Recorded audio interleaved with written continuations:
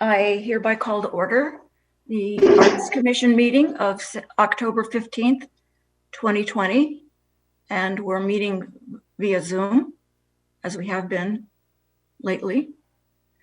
So, please, can you commence the roll call? Of course. Chair Tosher? Here. Commissioner Golden? Here. Commissioner Harmon? Here. Commissioner Zaringer? Here. Commissioner West? Present. Commissioner Chisholm and Commissioner Gerber have not joined as of this time. Mm-hmm. Luis, should this be streaming on Channel 10? I just wonder whether it should be or not. Yes, it will be. There's just a 2-minute delay. A 2-minute delay. Okay. I was just checking. Okay. And Linda, can you lead us? Would you lead us in the Pledge of Allegiance? I don't have a flag, but I pledge allegiance to the flag of the United States of America, one nation, indivisible, with liberty and justice for all. Did I forget something? Uh-huh. Uh-oh. That's okay. Okay, now we've reached the time in the meeting at the beginning where we receive comments from the public. Luis? Yes, we do have a public comments. We have Ron from Raymond Associates. He's going to be doing a introduction to the city's general plan update. It's just going to be a brief presentation. We shared some additional information here with you, so I'm going to go ahead and bring him into the room now. And you all should have received a link from Luis about the general plan update, an email.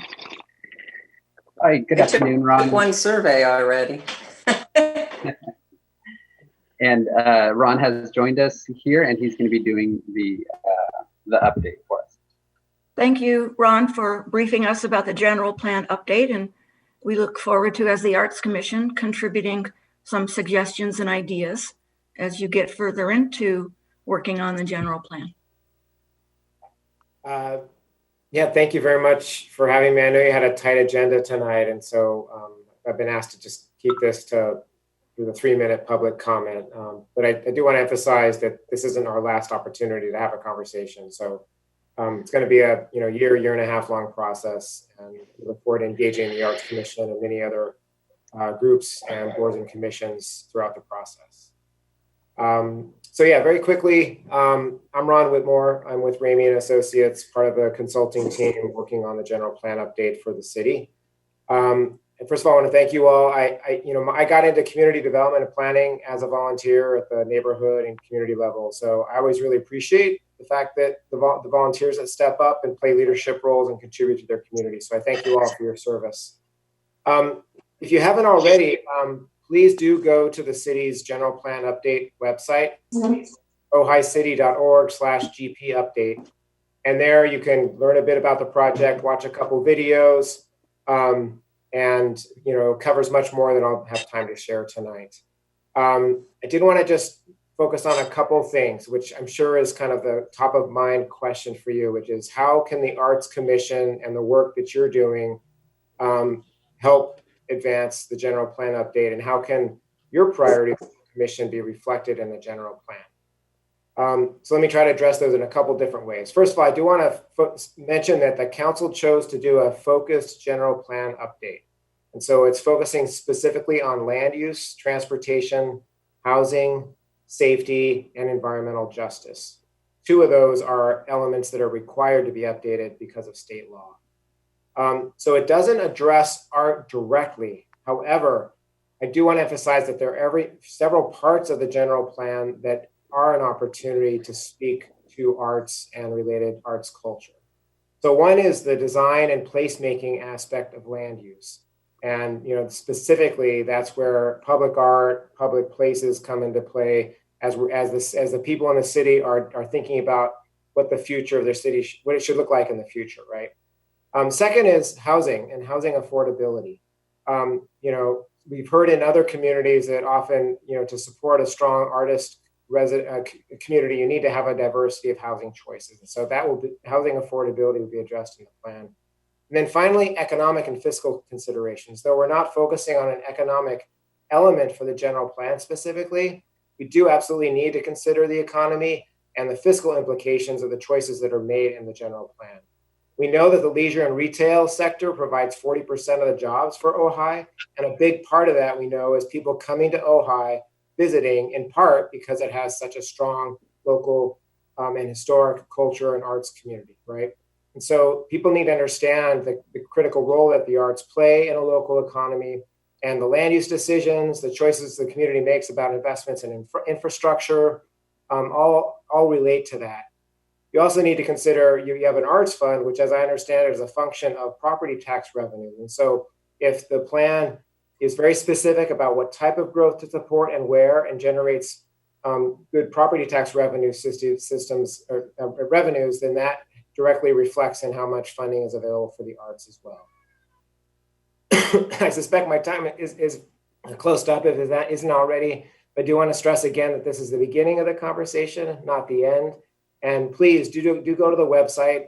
Please sign up so you get regular email updates about the project. And there are 2 surveys you can take right away. One is a simple survey monkey survey. The other is a mapping survey where we invite you to put on a map parts of the city where there's strong assets and things you want to preserve, as well as issues that you think need to be addressed through the general plan. So I hope that kind of covers the initial bases. I know you got a full agenda, so we'll look forward to connecting again in the future. Bill, Could I make a couple comments, Marcy? Would that be all right? Absolutely, yeah. Okay, Ron, this is Bill Warwick. A couple of things. It's not a property tax. It's a development allocation approach in the public art program. So that, that's an important distinction, I think. And it's actually, Christine and the whole art commission and the people who've served before have done a really good job of portraying and integrating the idea of public art into the development vision of the property at the front end, rather than actually a part of the development asset of the project, the quality of the asset overall. So it's a before the fact rather than after the fact. I just thought I'd make that point. But it is tied to development still, right? So yes, it's collected on new development. It's not it's not collected after the fact. It's built into before the fact, and it's not a tax. So the building permit, the Arts Commission is funded through the Treasury, the Ojai City Treasury, which is funded through property taxes. But I was just talking about the public art program. Public art itself, yeah. It's an interesting separate fund. And the other point I wanted to make, Ron, is I think it's a direct outgrowth of our history. The Ojai was reinvented in 100 years ago, well, more than 100 years ago, in 1970. A very conscious application of the role of aesthetic and the City Beautiful movement's assertions and improving the quality of overall civic life and sense of community. And I view that the way we've structured our public art program is a direct outgrowth and part of that tradition. So I just say, history matters. I just want to make that connection. Thank you. Thank you. I see that Nigel has flown in from out of the country, and there's Robin. Hi, everybody. Popped up, so you can modify the roll call to reflect that they're here. Luis, thank you. Yes. And do we have any other public comments? That is all.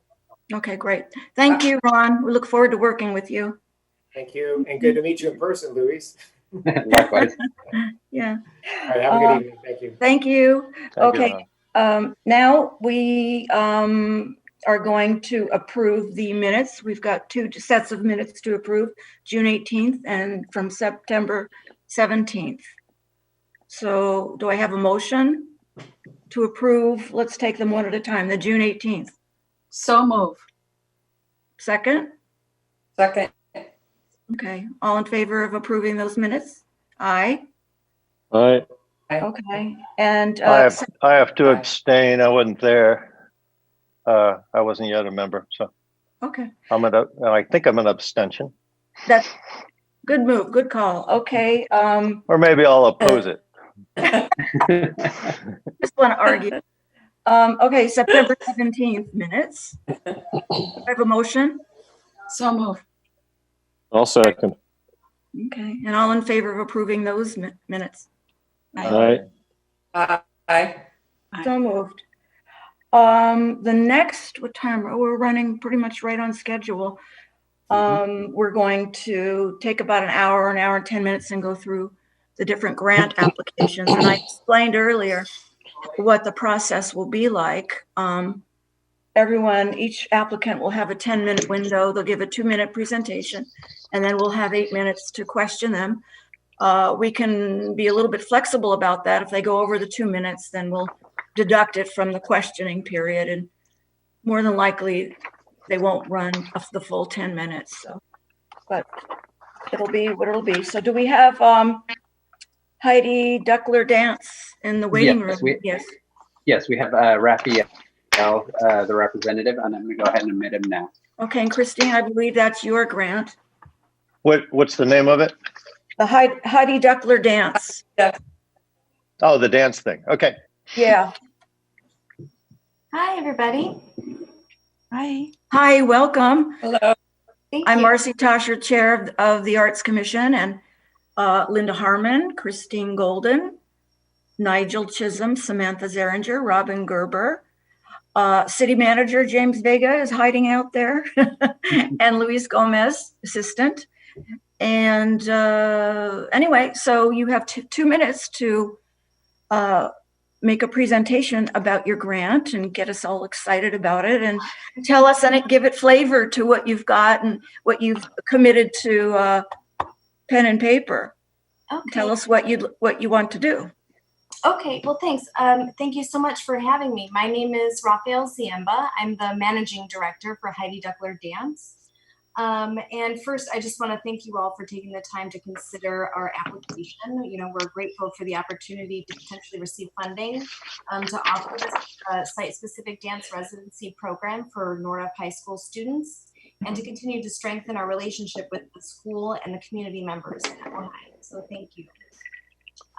For those of you that are not familiar with Heidi Duckler Dance, we provide site-specific, place-based movement residencies, educational programs, and professional performance experiences throughout Southern California, nationally and internationally. And we've been doing this for the past 35 years. So Heidi Duckler Dance has turned 35 years this year. So we're celebrating that as well. Heidi Duckler is our artistic director, leader, and visionary, and is always striving to bring democratic dance and spatial justice to everyone through her work and all of our programming.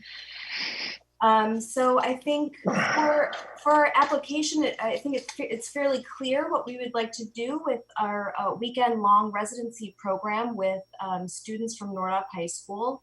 At the Ojai Meadows Preserve, and which would, you know, I think it's an important time to think about space.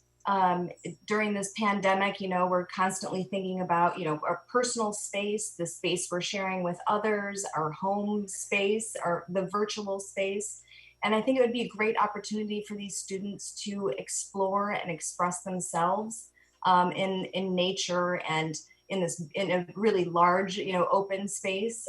My hope is that, you know, we can do this in person in the spring, and that, you know, probably still masked and distanced, but that they can take the time to be outside and, you know, and semi-connected to one another, and create something, you know, beautiful together. So, I mean, that's the long and short of it. And, you know, we have Heidi Duckler would probably be the lead on building the curriculum for the students. And then we have our associate artistic director, Hymeria Wortham, who would assist Heidi on building that curriculum. And then we would bring in probably 1 or 2 other teaching artists. I think in the application, we had 1 teaching artist listed, who is Rafael Quintas. And he's a wonderful artist, and has worked with us in several performances and educational programming for the past couple of years now. But I think we had said, like, there's 55 students. So I feel like if we have 4, you know, main teaching artists on site, I think that would be really good. And part of the outreach I was thinking about, and I'm not sure if I went into that too much in the application, was, we talk about,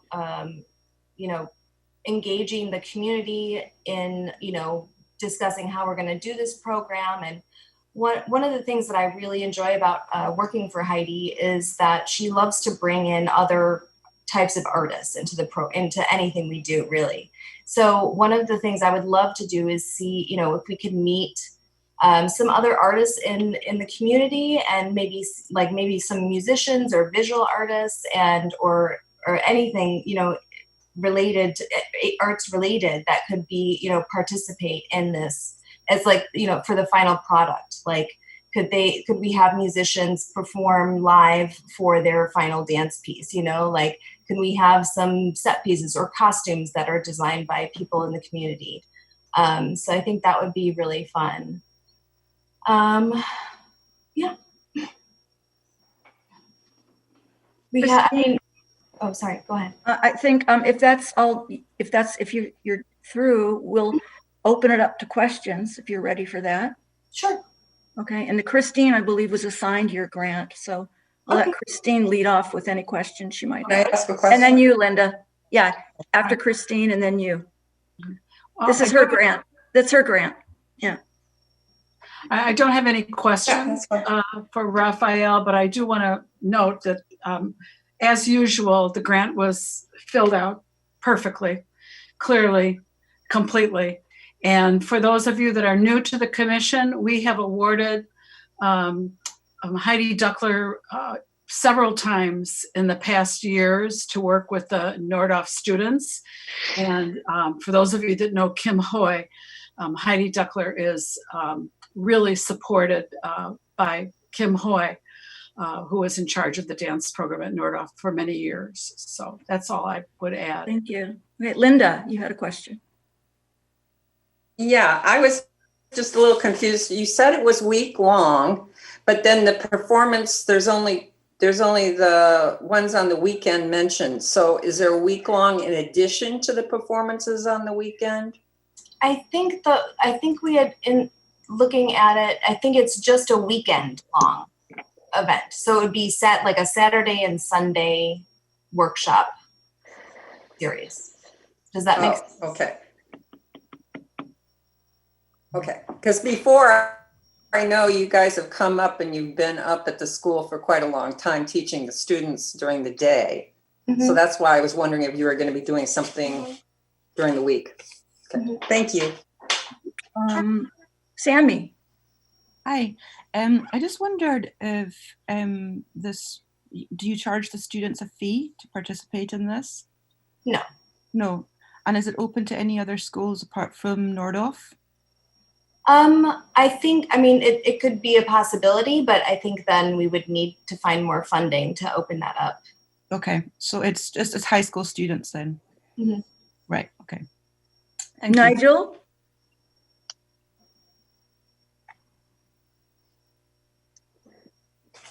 I'm switching between screens here because I'm on the opposite screen to Rochelle, so I apologize. I'm switching back to Rochelle. Right, so a couple of things. I know that this is just a weekend program, but reading through the grant, the question is what happens if you don't get fully funded? And the answer to that question was quite interesting, is that we may have to reduce the amount of time that we spend doing this or the amount of people. I don't see how you can reduce the amount of time when it's only a weekend, first of all. So would you like to address that? And then I've got a couple of other questions afterwards. And can you hear me okay with this mask? Yes, I can. All right. I'm in Colombia, so I've flown in here. And everybody has to wear a mask wherever you are here. Mm-hmm. Well, that's a good question. And it would be challenging to condense the program any more than a weekend.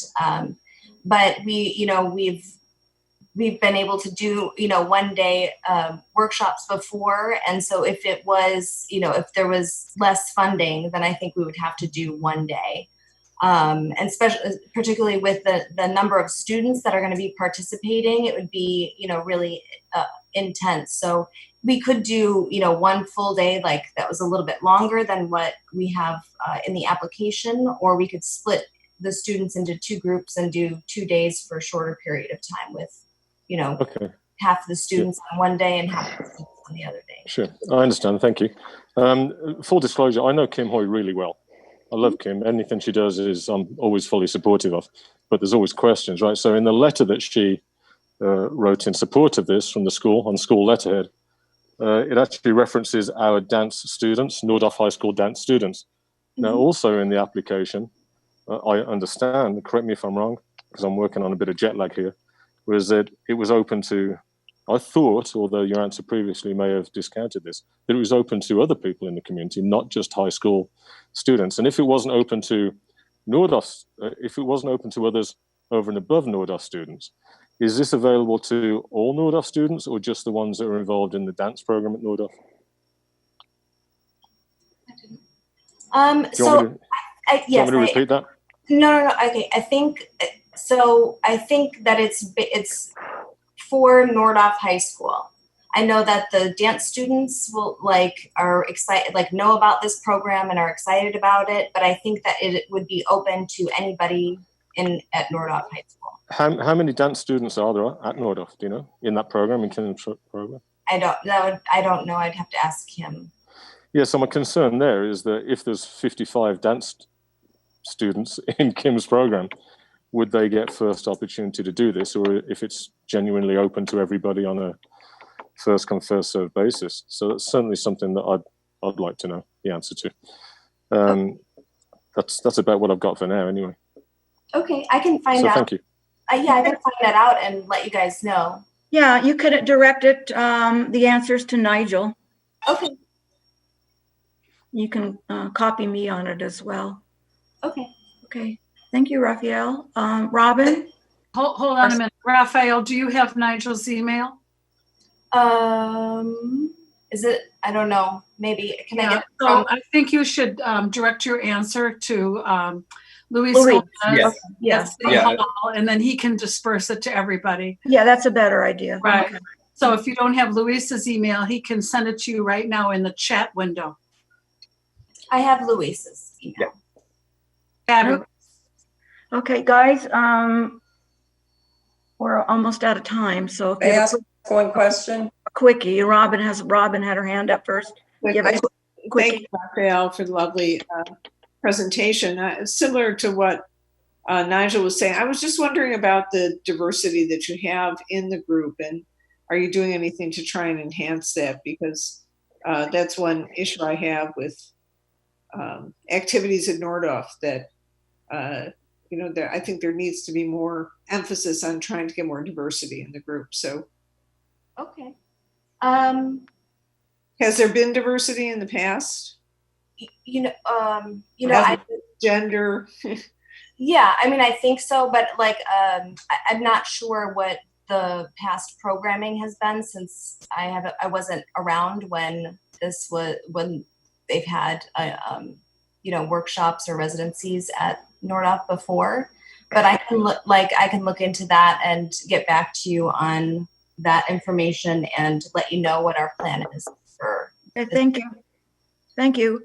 Linda, is it real quick so we need to wrap it up? It's just follow up. I have been to the other performances at Nordhoff when Duckler was there before, and they did have both sexes. I mean, and it's, we have, I don't know what diversity you want besides that, but there it's are as diverse as Nordhoff. Students and the other question, I would like her to confirm the length of time too, because it did say week in the thing I read in the grant application.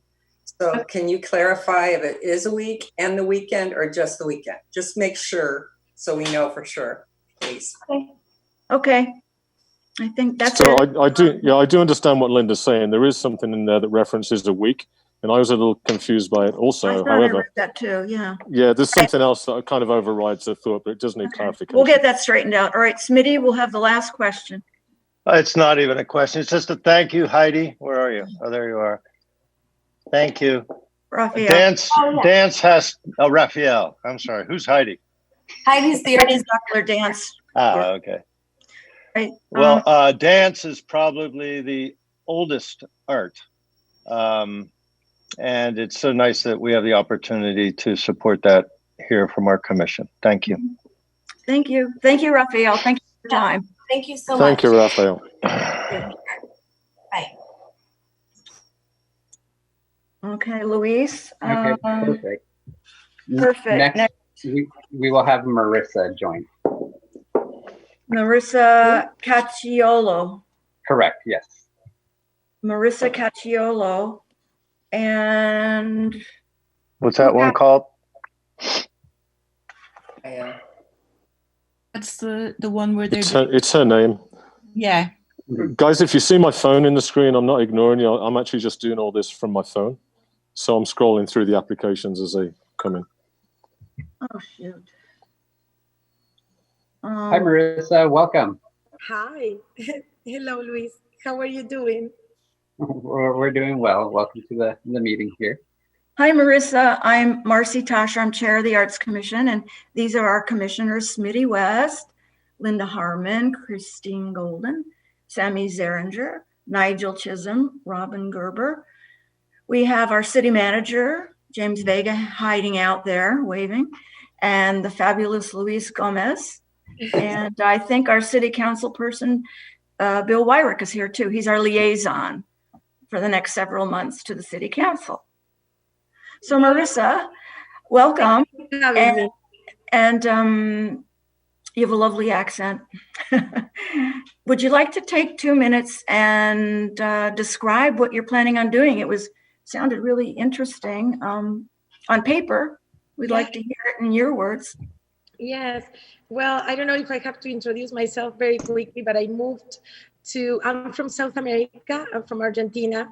I moved to United States over 20 years ago, to work in animation for Nickelodeon and Paramount Pictures.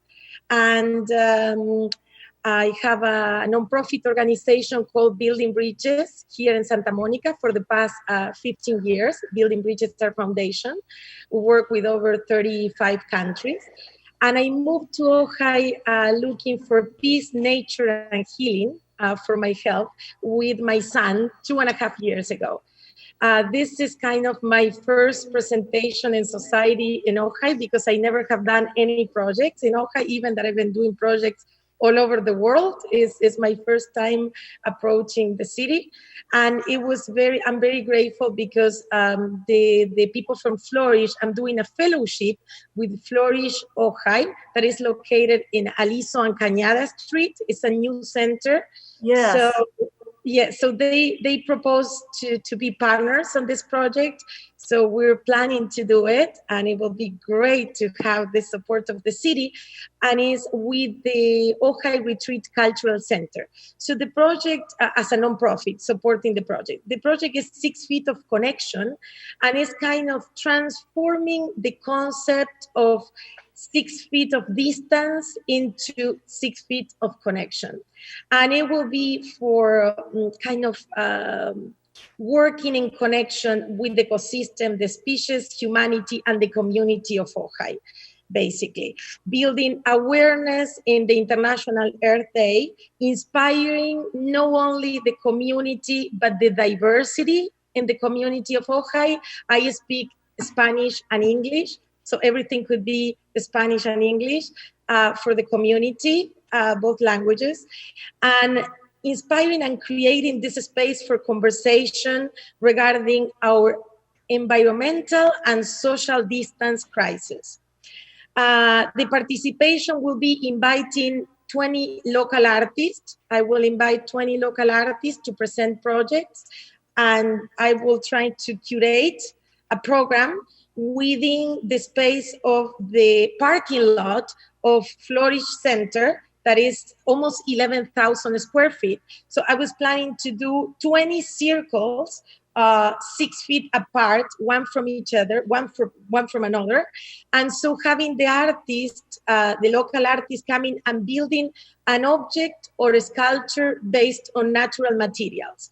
And of course, with the social distance and visit of the community, hopefully this will be better in April than next year. But so having the community interacting and talking and creating this conversation with the artists, at the same time to have a space for teenagers and for young kids to do their projects with natural elements, earth, all the kind of pigments, natural pigments, all kind of elements that we will provide. Parallel to this, the program will have an invitation to the entire community to create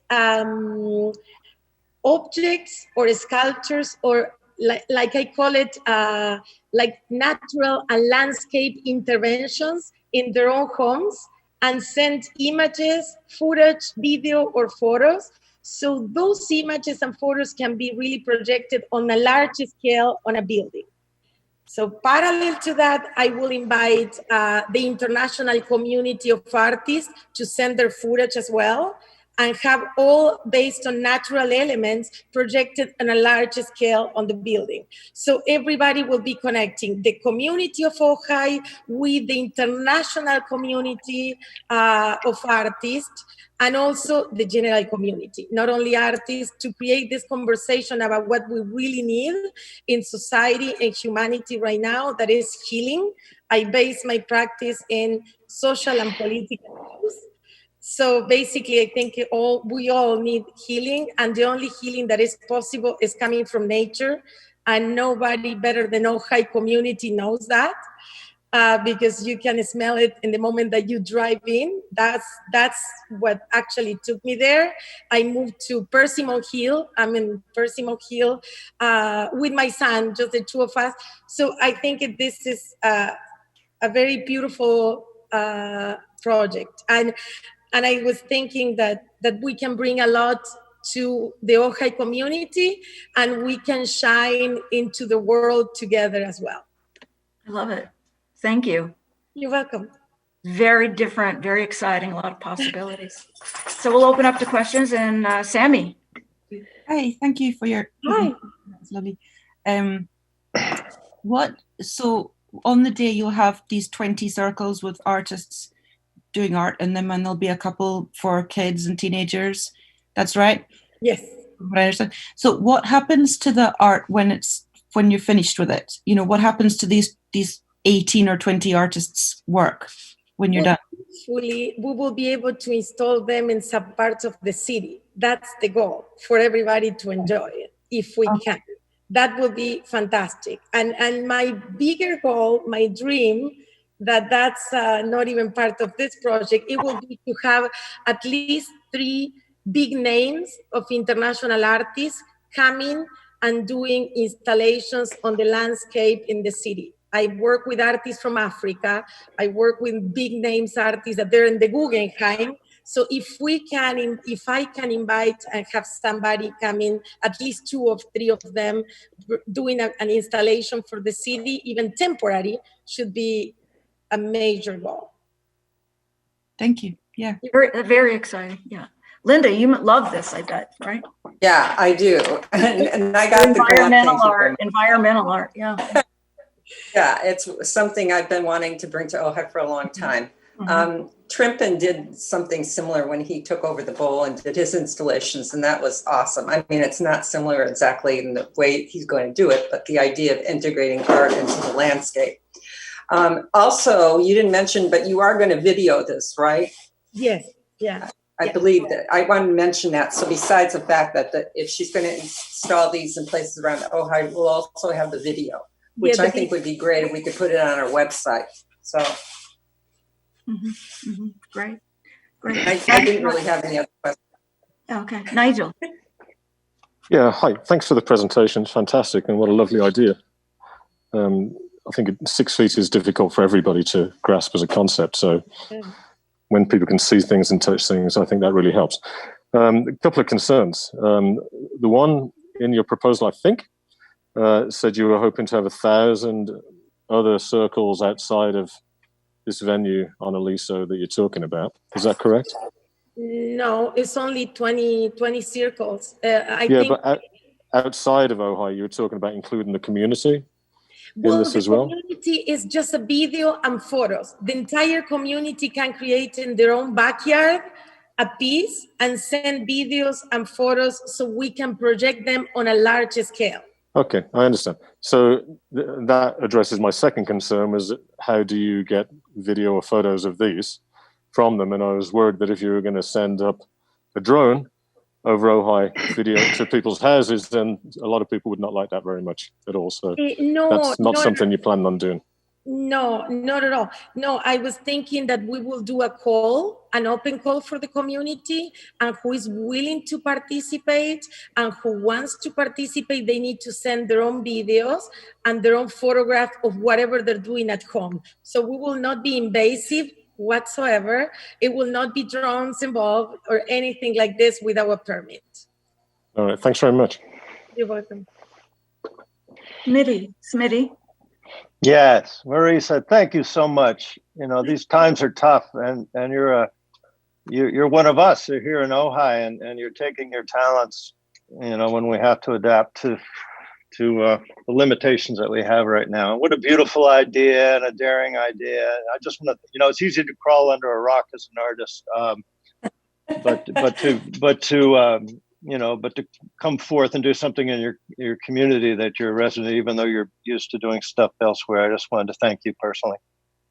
Oh, thank you so much. Thank you for being open. I have to be honest and open, as I always have. I was a little bit concerned when I moved to Ojai, because when it's a small community, it's really hard to jump into the community.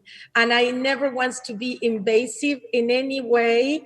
I've been collaborating and building bridges really in my entire life.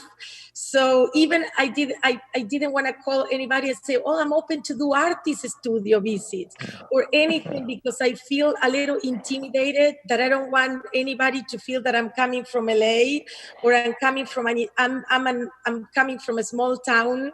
I'm a country girl. I was raised in a farm by Italian immigrants in Argentina. So that's one of the reasons why I decided to try Ojai, because I needed the green and the quietness of a small place and the space for creativity and thinking. So I moved there 2.5 years ago, and I've been very quiet.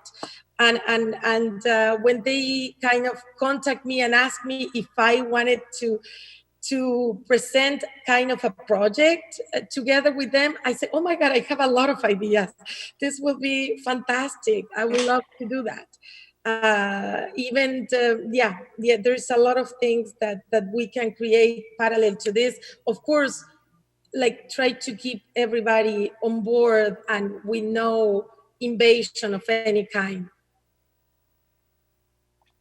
Thank you. Thank you so much, Marisa, and welcome to Ojai. And what a lovely addition to our community. Fit right in. It's really, really wonderful. Thank you. And thank you for coming. We'll be in touch. Love your creativity and your energy and enthusiasm. And like I mentioned, your lovely accent. So thank you. A heavy accent. I'm sorry. He's not the only one with an accent. You've got two other people on this call that have got accents as well.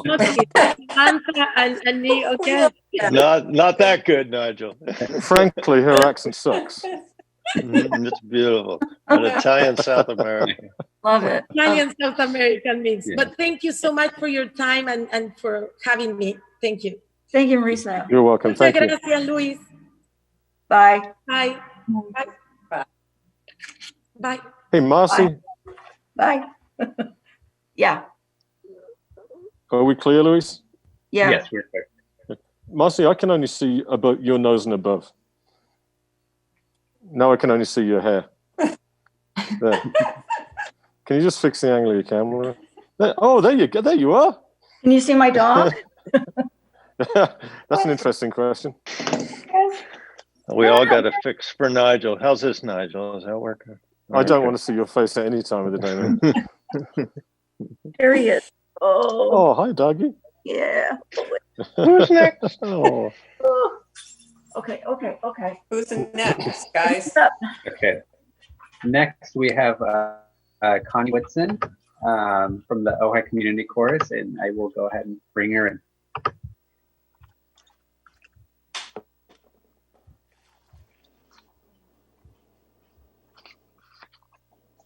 Hi, Connie. Welcome. Hi, Luis. Yes, welcome. It's Louise. Hi, Connie. Hi, how are I'm Marcy you? Tasha, Chair of the Commission. We've got Smitty West, Linda Harmon, Christine Golden, Sammy Zeringer, Nigel Chisholm, Robin Gerber, James Vega, the City Manager, Luis, Bill Wyricks from City Council. So welcome. Well, thank you. Let me see if I can get a complete group You want view. Brady Bunch view, huh? Let me do participants. Let's see if that brings that up. No. Oh, here. No, but I couldn't Gallery get it view. either. There we go. Gallery. There we go. Okay. Okay, so you've got a few minutes to present your grant, and then we'll follow it up with questions. Okay. For you, Tell Connie. me your name. Tell me your name again. I'm Marcy. Marcy. Okay, Marcy. Yeah, I talked with Smitty and Louise yesterday, so it's nice to meet you. Nice to meet all of you. Well, I am the conductor and artistic director for the Ojai Community Chorus. And we, of course, due to the COVID pandemic, are not able to provide our performances for the Ojai community, which we've been doing for over 30 years. This is the first time we've ever not been able to perform. So that's a pretty good track record, I think. And so we wanted to find a way to keep ourselves visible in the community and let those donors and our supporters know that we're still here and we're still functioning, and we're going to do it in a more limited version right now, and see where we can go from there. But so what we decided to do is take a quartet of singers from our choir, and we'll use various musicians because we have some who are very skilled and others who are willing and able, but not quite as skilled to feel comfortable singing in a quartet on their own. So we will take some of our arrangements and perform in a quartet, and then we will take that and send it to Facebook, to Instagram, to YouTube. And so therefore we'll be able to be seen not only in the community of Ojai, but, reach out to other environs and, know that the quality of what we can do. And so that, of course, takes time and compensation for those artists that are playing instruments and are doing the sound engineering. And so that's, in a nutshell, that's really what we're striving for. And we have some wonderful singers from Ojai. It's an all level of from professional down to those just who love to sing. And we've done some amazing programs over the years. So I think we're going to be able to do this. And of course, we will definitely keep the CDC requirements as far as distancing is concerned. We're able to do these videos in the Ojai Presbyterian Church, which I'm sure many of you are familiar with. And we will be able to obtain the distancing that we need. There are partitions that the singers will stand behind. They'll also be on mic, so they're not having to project really in the same way that they would if they were singing in chorus. And there will not be an audience there.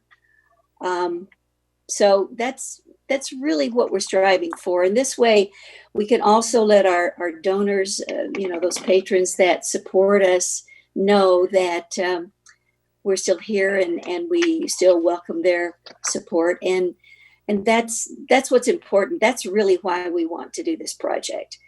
And our ticket sales, of course, are critical to the choir just being able to continue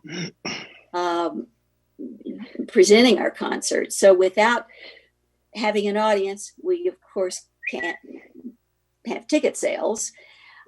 So therefore, that's why we've come to the commission to see if you might be able to help us, keep our chorus alive and keep our singers occupied and our musicians, because they really miss it. And I don't know if any of you are singers, or musicians, but you know what that means to be able to do your live performances. And so without that, this is the closest we can come at this point in time. Thank you, Connie. Thank you. I'm just going to open it up because I have a few questions. Sure. Part of the grants program is that you ask for a certain amount for a grant, but you Correct. have to demonstrate that you have equal to that amount that you're asking for. Yes. As in-kind contribution. So I see that you're asking for $3,000, which means you have to have $3,000 in matching funds. You've got $2,500, but you have that in the category of ticket sales, tuition, and all that. And you indicated that you won't, obviously you won't be having any ticket sales. So what would the source? We won't be having any ticket sales, but at the same time, we don't have the expense of putting on a performance that we would normally have. But we do, and I see what you're saying here. I'm looking at that should be. You have to demonstrate $3,000 worth of in-kind. Exactly. Well, we certainly have funds currently that are, in our bank account. But we also have, there are a lot of choir members that want to provide funds to keep us going as well. So the difference, certainly the $500 difference would be there. So I know that in our account now we certainly have enough, actually more than enough, to meet that $3,000 match. You can also demonstrate an in-kind contribution in terms of volunteer time.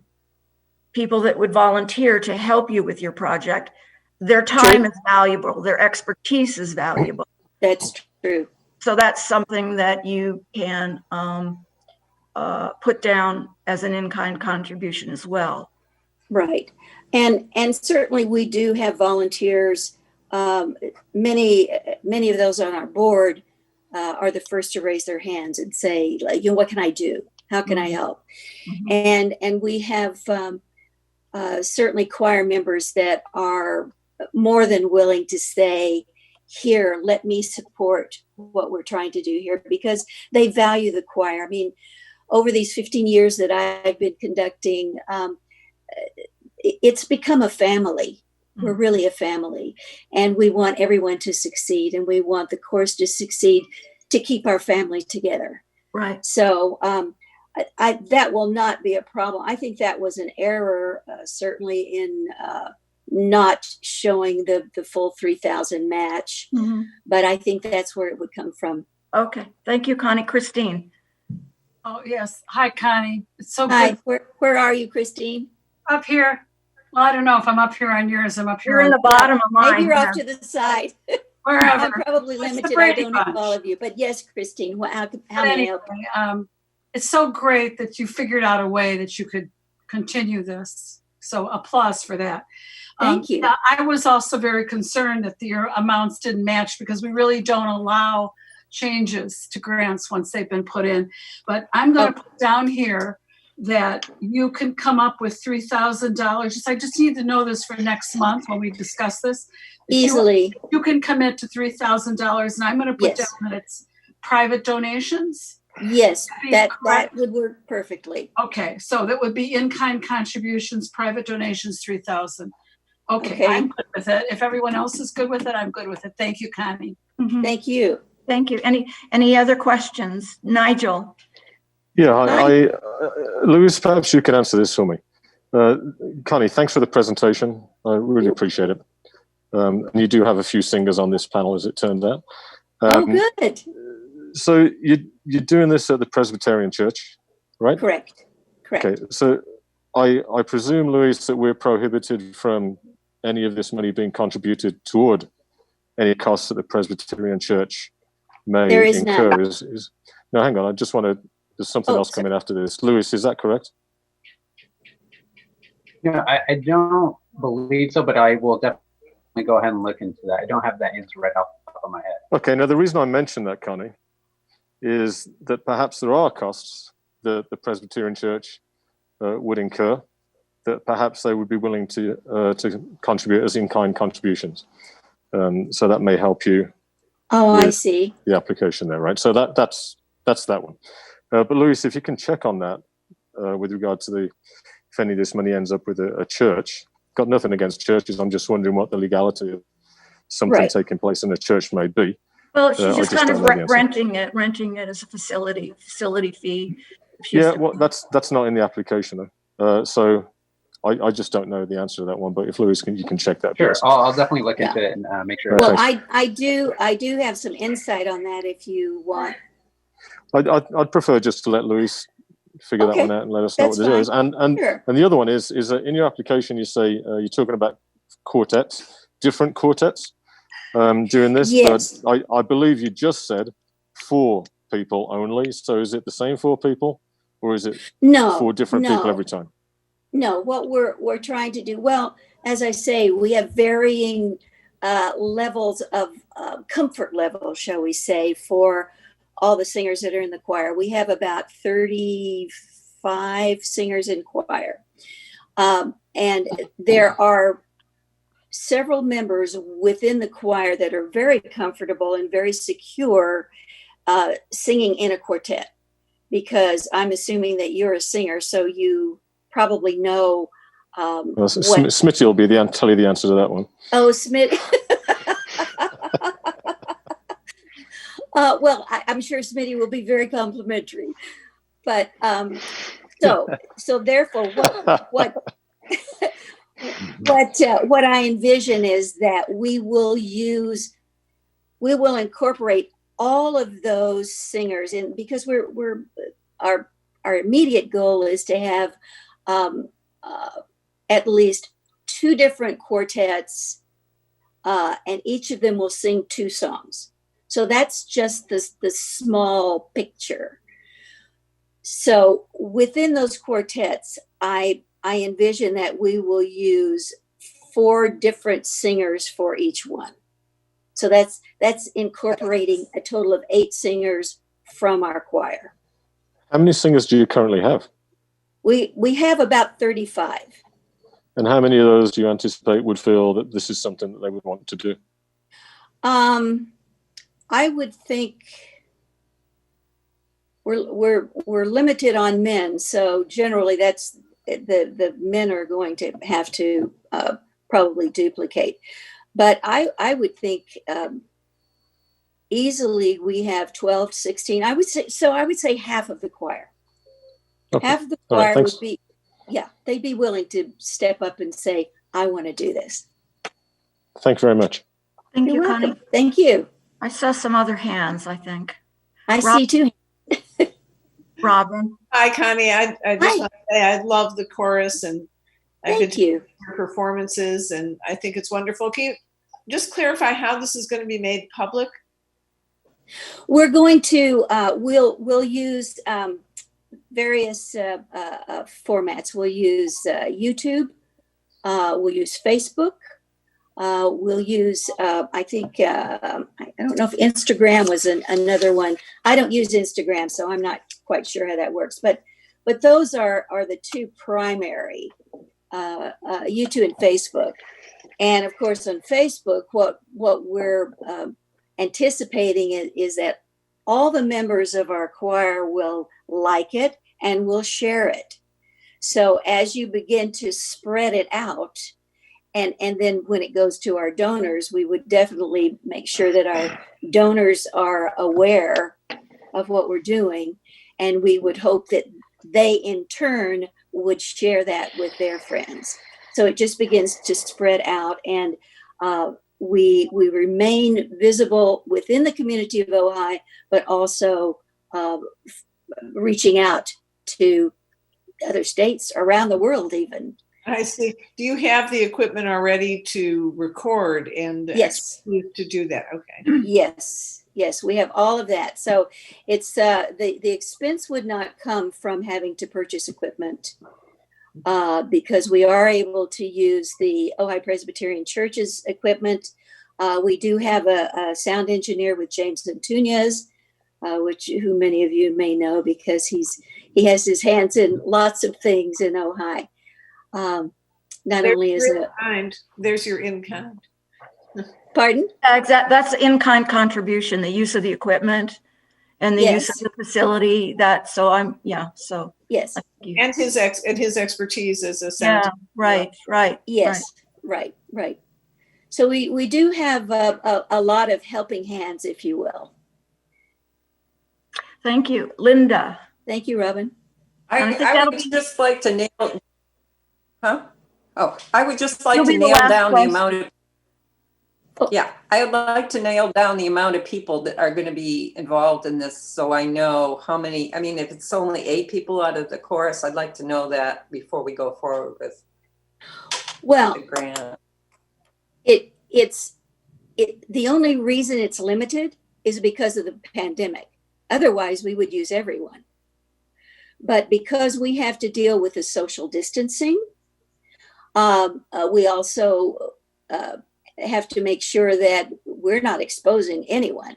We're not about to have a choral rehearsal because that's dangerous and we're not going to do that, and certainly won't have an audience.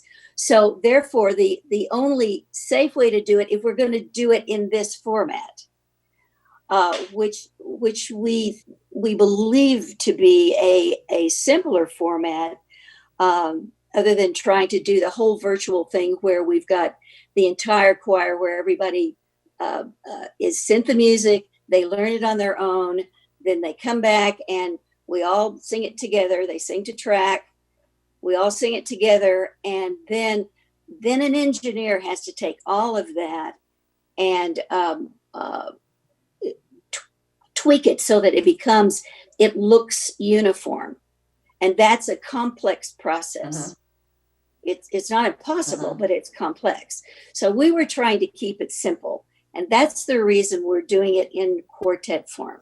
So there would be at least half of the choir that would be quite capable of doing that. And there might be more, but I know for sure I can say at least 16 of the 35 singers would be able to participate in this particular project. Okay. Thank you, Connie. Thank you for coming tonight. We've got to move on. I think, Marcy, if it's okay, I just want to be really clear that Connie understands that before November, we need to get a revised sheet for our deliberations that shows the match. Listing specifically your in-kind contributions, the things that we talked about tonight. Okay, so the value associated with the use of the equipment, the church, engineer, sound engineer, that kind of thing. Okay, because I did not write this, so I will need to just know where to fill that in. Right. Oh, I see where it says in kind. In kind, exactly. So just in kind, we want to change that number to 500. No, it has to total up to 3,000. I know, but we already show. Oh, you're saying that you're not going to have ticket sales. You're going to have to list, like I said, the use of that equipment, the use of the church. What would the fair market value of that be? What about the time from the sound engineers? And recording equipment and all that kind of Okay. stuff. What's the value of the use of all of that? Just Okay. break it out with a dollar amount, and it should all Okay. add up to at least $3,000. Okay. And So if I then may, that- just that before will- Connie jumps off, Pardon? if I may, just before Connie jumps off, and I know that we're Yes. going over time here, so I'll be very quick. I think what Linda's trying to get to is the same thing that I was trying to get to. Because Okay. what I'm hearing is that there are going to be 8 people involved in this, but you've said that there are 16 people at least in the choir that are capable of doing it. So, So there that's will be the 6. concern, right, Linda? So, Yeah. okay. So let's Yes. back it up. You know what? I just a real abbreviated version. We're out of time. 16 people Okay. will be in the choir. Will be involved. 16 people would be involved. Okay. Okay, thank you. Right. Thank you. And I saw your hand, Smitty, but we've got to move on. Oh, it was just high level. Thank you. She was the one that this grant was the one that I looked at in Okay. depth, and singing is one of the most difficult arts to keep alive in Right. COVID. And what they're doing is keeping their audience happy, their patrons happy, and with the limited availability that they have. And I just wanted to thank you, Connie, and Catherine, and the members of the choir. Oh, thank you very much, Smitty. I appreciate it. All right. We will get this revised for you. Excellent. Who should I send it to? To Luis.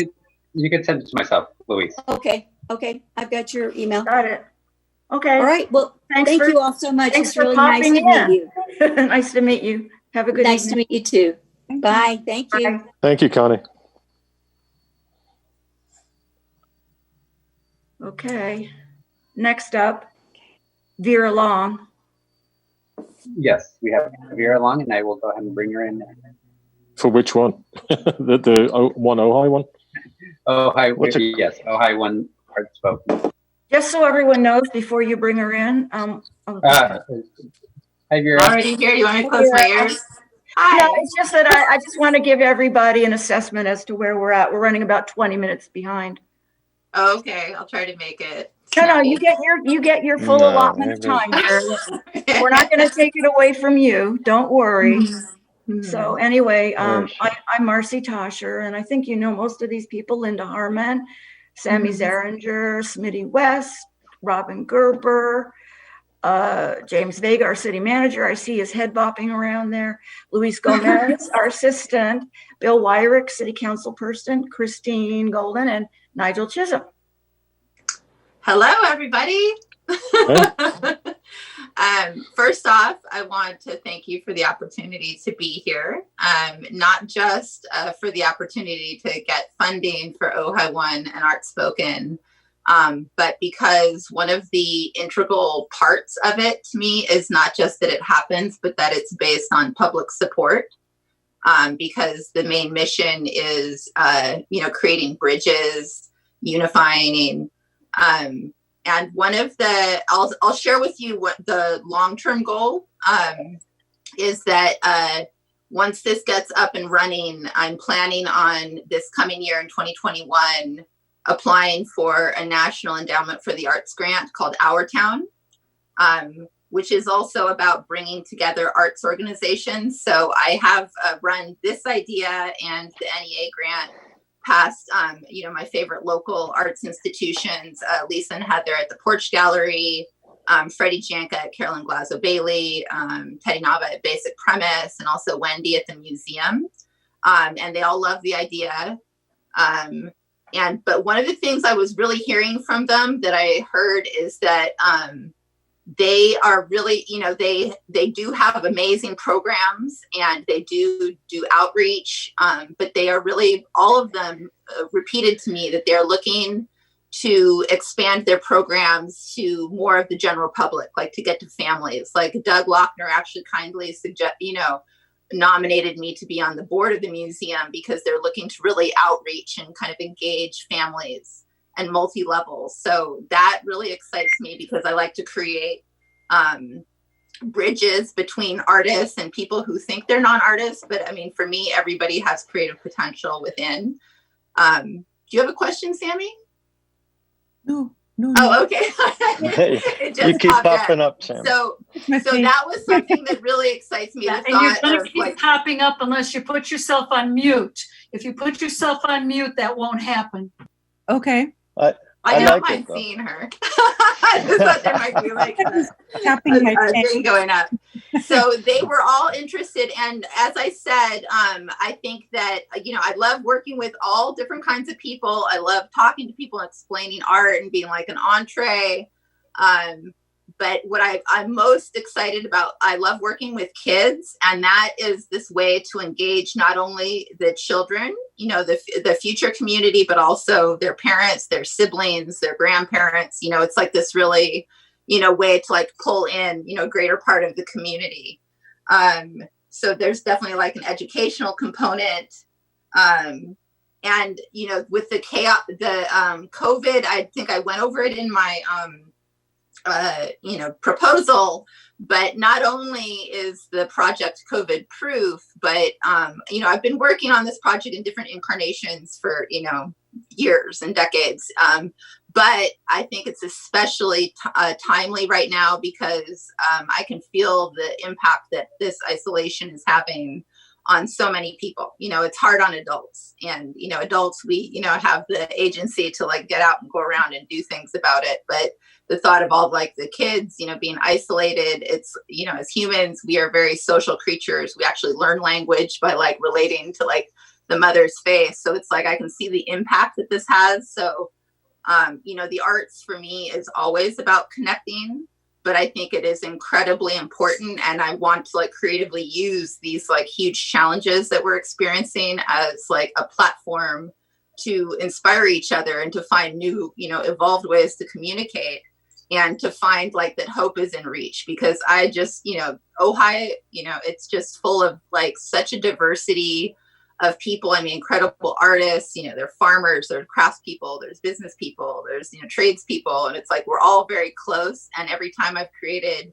an event or something to pull people together, Ojai always like shows up and connects. And I'm really excited about, so basically it's the core of, creating an interview or like a little story. A lot goes into creating like a short film or an interview. It accesses all different kinds of like talents.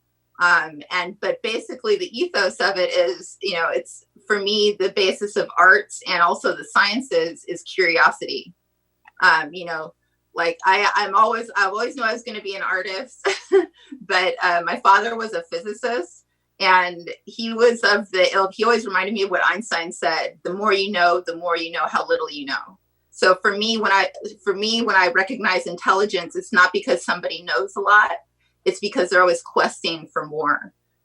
So as I put in my proposal, Hugo Hauser is one of my heroes. And then there's like Terry Gross and Madeline Brand, the art of like pulling questions out. And also it takes bravery to ask an honest question. So I've already got students, kids lined up to interview artists like Ted Gall, Doug Lochner. I've got some artists in Los Angeles and Santa Barbara. And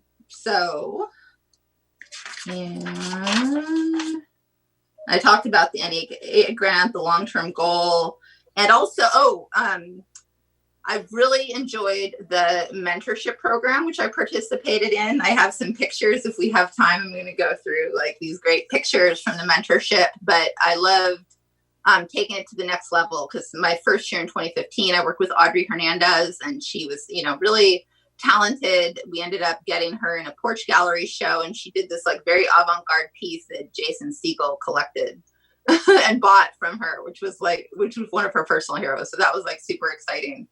And then Esri Hartley, I worked with in 2017.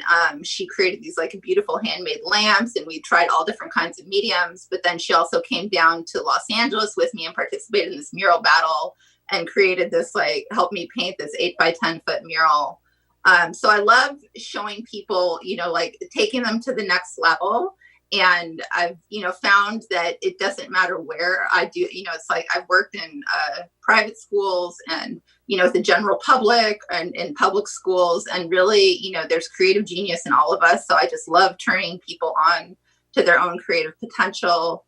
And just, I've written film blogs and I've interviewed a lot of artists, and I'm good at decoding and kind of like demystifying it and like helping,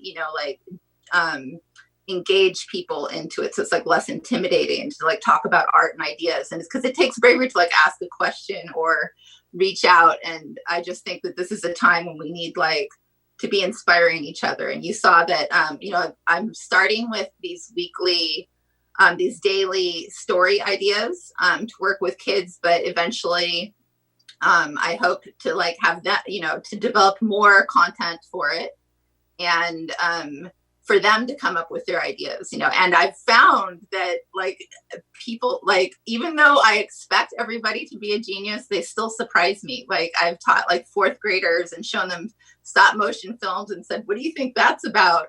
And all of a sudden this like fourth grade girl is spouting like, well, I think it's about, these characters. And it's like, she's spouting depth psychology. It's like, they're deep thinkers all around us and creators and makers and doers. And I just want to like show people how wonderful the people are around them. Because it's just, like my next door neighbor has this amazing, like, luthier, like he's a luthier and he makes like classical guitars. And, we know like Doug Lochner and Ted Gall and like all the Ojai studio artists and they're like amazing musicians here and just all different, and just, the act of interviewing is a very, like inspiring curiosity. Thank you, Vera. If I can interrupt you right. here, because I would like to open it up to questions. We don't have a lot of time tonight, and I think everyone's really anxious. Sammy, I believe, was Vera's your grant? Yeah, and yes, it was. So go ahead, Sammy. Thank you for your passion and enthusiasm. It's a great proposal.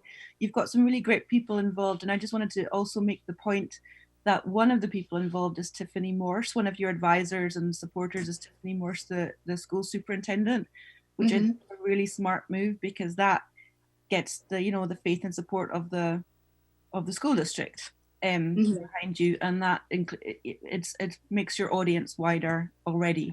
So I just wanted to point that out to everybody that's a big plus to that. Thank you. Yeah, actually, just really quickly to respond to that, as I said, like Carolyn Glass at Bailey Foundation has wonderful educational programs and also the Porch Gallery, but they've found it difficult to navigate the public schools because it's a whole different, and I'm like, I'm your lady, you know what I mean? Because I've taught like 300 kids at a school and I've talked with Tiffany about how COVID or not COVID, how we could like, access the student body, and which I think is like, as I said, like you connect with their entire families and you're engaging, so much of the community in arts that way. Thank you. Christine. Yeah, I just want to point out, Vera, that I think there's a math mistake on your sheet that has to do with the matching funds. Oh, yeah, we talked about it. She knows. Yeah. So yes. But everyone should know this. It's not $8,000. It totals $7,000. No, it's really $8,000. She made a mistake with the artist personnel. Yeah. Artists, instead of $5,600, it should be $6,600. Okay, so we're going to need also to have a revised one of these sheets for our deliberations in November. And when you say down below for in-kind contributions, specific equipment purchases, Vera, someone else is buying the MacBook and the software package for you? No, I just like this earlier this week, I purchased that equipment and the MacBook Pro, the software bundle. So this is an in-kind contribution of yourself then? Partially, also the Dragon Frame software. Dragon Frame, Jamie Caleri, the director I used to work for, graciously donated $1,250 worth of educational software for the kids that they can use either at the lab in Nordhoff or Matilahat, or I've got it set up so they can take them home. You don't have to get into all the specifics. Okay. When you redo the sheet, because I know we're really close for time, when you redo the sheet, the more specific you are, the easier it is when we deliberate. Okay, great. We're talking about what we're talking about. All right, and I will attach the itemized budget. Fabulous, grand. Okay. Love it. Thank you. Oh, great. Nigel. Yeah, hi Vera, how you doing? Great, how are you? I'm doing great, but listen, you've been an artist from the day you were born, so don't ever think you weren't. I can see that piece of art above your right shoulder there that looks very much like a piece of art that you drew yourself. Right? Is that one of yours? Yes. Yeah. Yes. So you've always been an artist. I did a lot of We know self-portraits that. during quarantine. I don't know But, why. Yeah. So here's what concerns me: is it looks to me like you got $22,000 to start this project, which doesn't seem to me to be even close to the amount of money that you're actually going to need to follow it through. If you're looking at a 16-week program and you've got 7 days a week of programming for 16 weeks, that's 112 episodes or something that you've got to put out. And I don't know that is even possible with that amount of money. So that's one question, if you can address that. And the second one is who owns this? You said it's going to be archivable. So is that going to be available to everybody forever, or is your corporation or company or whatever going to own that, and then you'll sell it on at some point in the future? How does that work? To start with the first question, remember that these are 30 seconds to 30-minute pieces. So they're not, and when I started a stop motion class through the Women's Fund, I talked with like different animators and film people, and they're like, there's no way you're going to get a junior high school student to make a movie in 3 months. And I was like, okay, it's like, but yet they all on their own made, films start to finish within 3 months. I am, I'm not hugely technological, but I'm great at managing the energy and attention. Lots of times, like when I'm filming things, like one of my partners, Nick Weissman, who's a great filmmaker himself, he's done like an amazing documentary that's hit all the film festivals. He's up for global awards. He's done like commercial ads and, film for Sea Frog, the environmental organization. He saw the beginning videos that I had started shooting. He's like, you've got an eye. And I kind of like have a technique of doing it in camera, so it doesn't require too much editing. I totally understand, but like I'm starting simple. I do have like big ideas. Like when I say KCET, I understand that that's a big ambition. I'm very aware that no matter how like the possibility, I make each and every event or get together or workshop in and of itself worth doing. Something fun, something learning, something that's good in and of itself. I'm not going for like totally slick polished, but I am confident that I can help kids create 30-second pieces, 3-minute pieces, daily pieces, and that they're going to be like happy about sharing them. I mean, I've worked with thousands of students that don't think they're capable of doing something, and I'm very much like about capturing the moment and helping it happen. So I totally understand that, and like when I say KCT PBS, that is a long-term goal because that's a lot of content. What I'm actually talking about here are just daily pieces to be consistent, but like 30 seconds to 3 minutes. And, so I do feel confident about that, but I respect that. And as far as the owning the content, I mean, it's very important to me. Like I said, I want it to be publicly funded, gathering of different creative forces. It's definitely like open to all, I'll have like, member support from parents, and, a lot of like well-heeled artists are very excited about this program and happy to like show up to do, like interviews or improv workshops, and also sponsor it. But it's definitely important to me that it's free. It's like public, television in that sense. So it will definitely be like always available as a resource. Thank you, Vera. Thank you. Okay, we're really running behind. Okay. So, I'd like to thank Vera so much. Thank you. Your project's very exciting. It's very ambitious, and I love your vision. I hope it can be done. All right. Thank you for all your great work. Good night. Thank you. Thank you.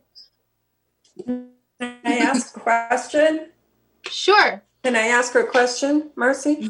Well, if you can answer it quickly, Vera. How many children? Yes. What was that? How many children do you anticipate in this program? How many children? I have actually two parts. How many children do you expect to be in the program is the first question. And the second question is, you had a list of people on your paperwork there. They're going to be part of the crew. Is that how that works? They are advisors and collaborators, and I put them in order of how, deeply they are involved with the process. So ideally, it's possible anywhere between 100 and 300 children actually working on it over the course of 16 weeks. Okay. Thank you. Thank you, Vera. All right. Thank you. Thanks for coming. Bye-bye. Thank you. Thank you. Okay. We have Pam Grau. Is she waiting? Yes, she is waiting, and I will bring her in now. Okay. Yeah, we're about a half an hour behind, so try to keep your questions pretty brief. Hey, Marcy. Hi, Pam. I think you know everybody. Smitty and Linda and Sammy and Robin and Christine, Hey, Luis Gomez, Nigel, Bill Wyrick and Cynthia Wyrick. And James hello, Brady, everyone. part of his head. So, hi. Hello. So, Pam, if you could take about 2 minutes to just briefly explain what you want to do with the money. Great. So, as you all know, I'm sure you've read the application already. The Ojai studio artists have been very impacted by the COVID isolation. Our art tours have been canceled. Most of our artists' galleries have been canceled or closed. Art fairs, all forms of exhibition have basically been put on pause for the last, since March. I'm currently the president of the Ojai Studio Artists and came up with an idea of doing virtual tours. I out of my own pocket, funded filmmakers to go out to the different studios to do these virtual tours. And what we ran into was we had many people volunteering to help us film, but the editing process got expensive. And to date, we've been putting money in, but we could really use some help. And the impact of this is not just for our artists, it's maintain the artist community in Ojai. We currently have, we just lost a few members, but we have over 75 members currently.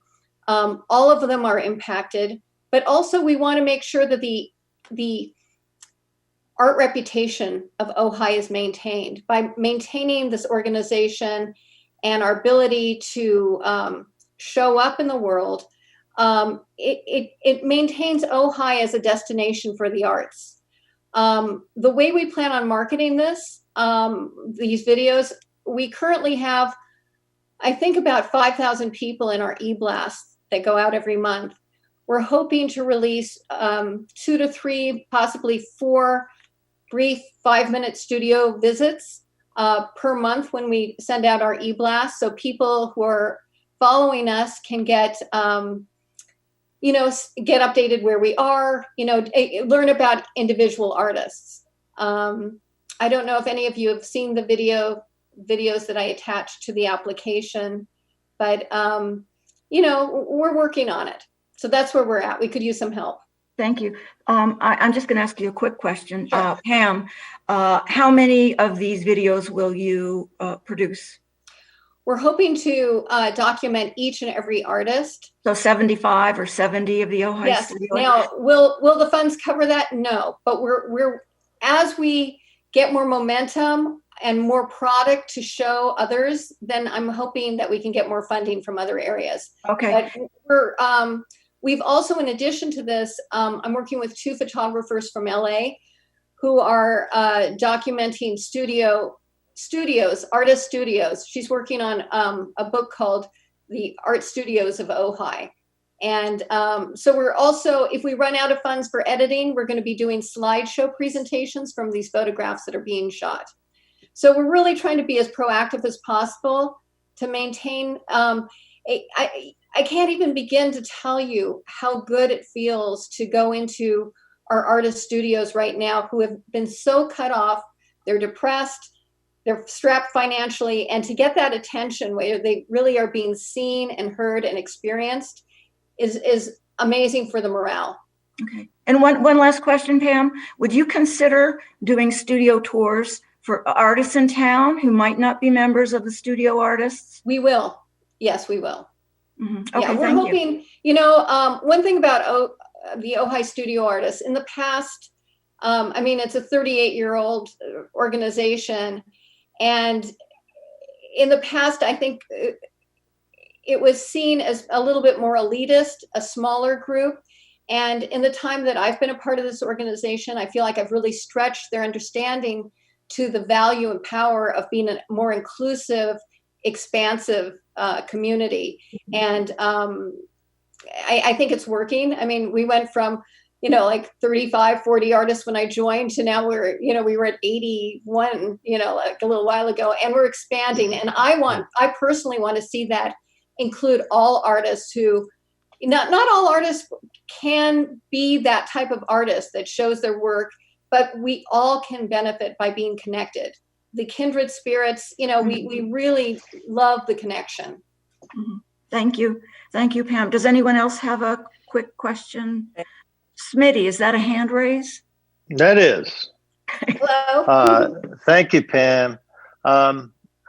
Your video.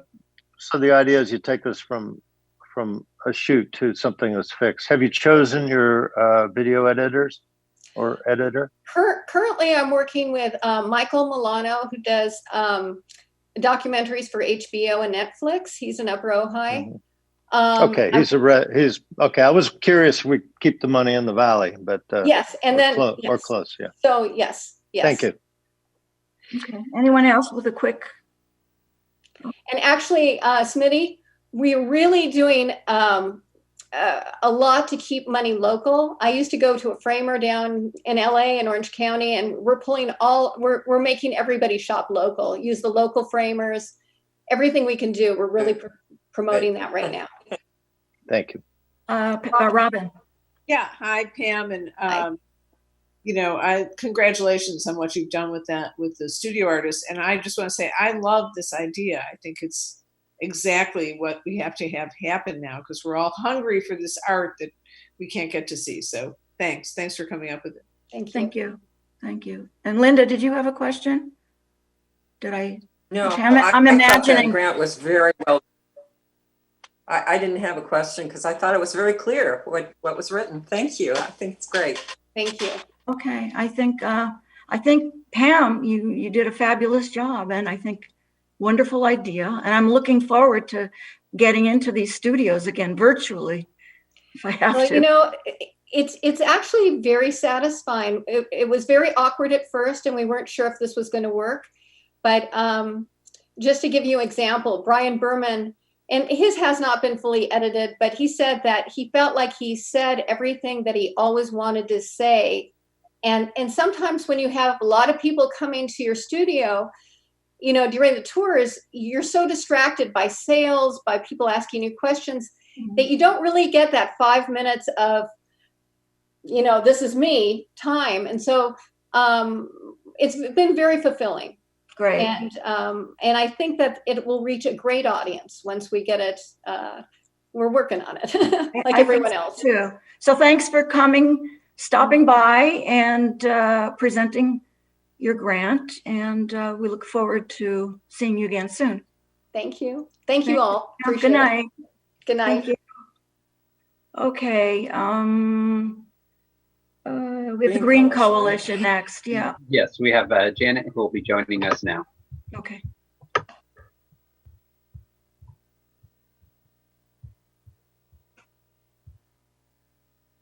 Hi, Janet. Hi, welcome. Hello. Hi, I'm Marcy. I'm the chair. Hi, Marcy. Of the Commission. We have Smitty, Linda. We're kind of running late with time, so I'm just going first name. Sammy, Robin, Christine, Bill and Cynthia Wyrick, Nigel, Luis Gomez, and myself. Sammy. Wonderful. So I'm going to give you about 2 minutes to describe your project. Okay. Well, with 2 minutes, I had to prepare and rehearse to keep it to 2 minutes. So I'm just going to read a little bit, if that's okay. That's fine. Good for you. You're our first person that timed themselves. And yeah, excellent. Okay. Oh, good. I hope I get points for that. Oh, you do. Yeah. So hello, Marcy, Linda, Christine, Nigel, Robin, Sammy, Smitty, Bill and Cynthia, and Lewis. Whoops, that's my timer. My name is Janet Sager-Knott, and I'm a member of the Board of Directors of the Ojai Valley Green Coalition. Our proposed project, Relatives with Roots, is intended to be a collaboration with the City of Ojai to establish a new arts education program. To learn how to, this initial 8-week offering will encourage students ages 8 through 11 to learn how to draw and paint through observation of the natural world. The proposed instructors are Vera Long, Julie Tumamai-Stensley, and Lanny Coffer. The perennial mission of the Ojai Valley Green Coalition is to advance a sustainable and resilient Ojai Valley. However, our tactics are evolving. Over the past few months, the Green Coalition Board has taken a deep dive into how we can best address the root problem of the climate crisis. We came to understand that our genuine solution will require we shift the conditions that hold this systemic problem in place. That is, the mindsets that inform human behavior. We also realized that through the change-making power of connection, community, and creativity, which are essential to the arts, that a sustainable and resilient Ojai begins with empowering youth through arts education. We've come to believe that art making is the ideal vehicle to positively impact our community's future by also helping children to discover their purpose as stewards of the natural world, our community, and the earth. I trust you've had a chance to read our proposal, and I welcome any questions you may have.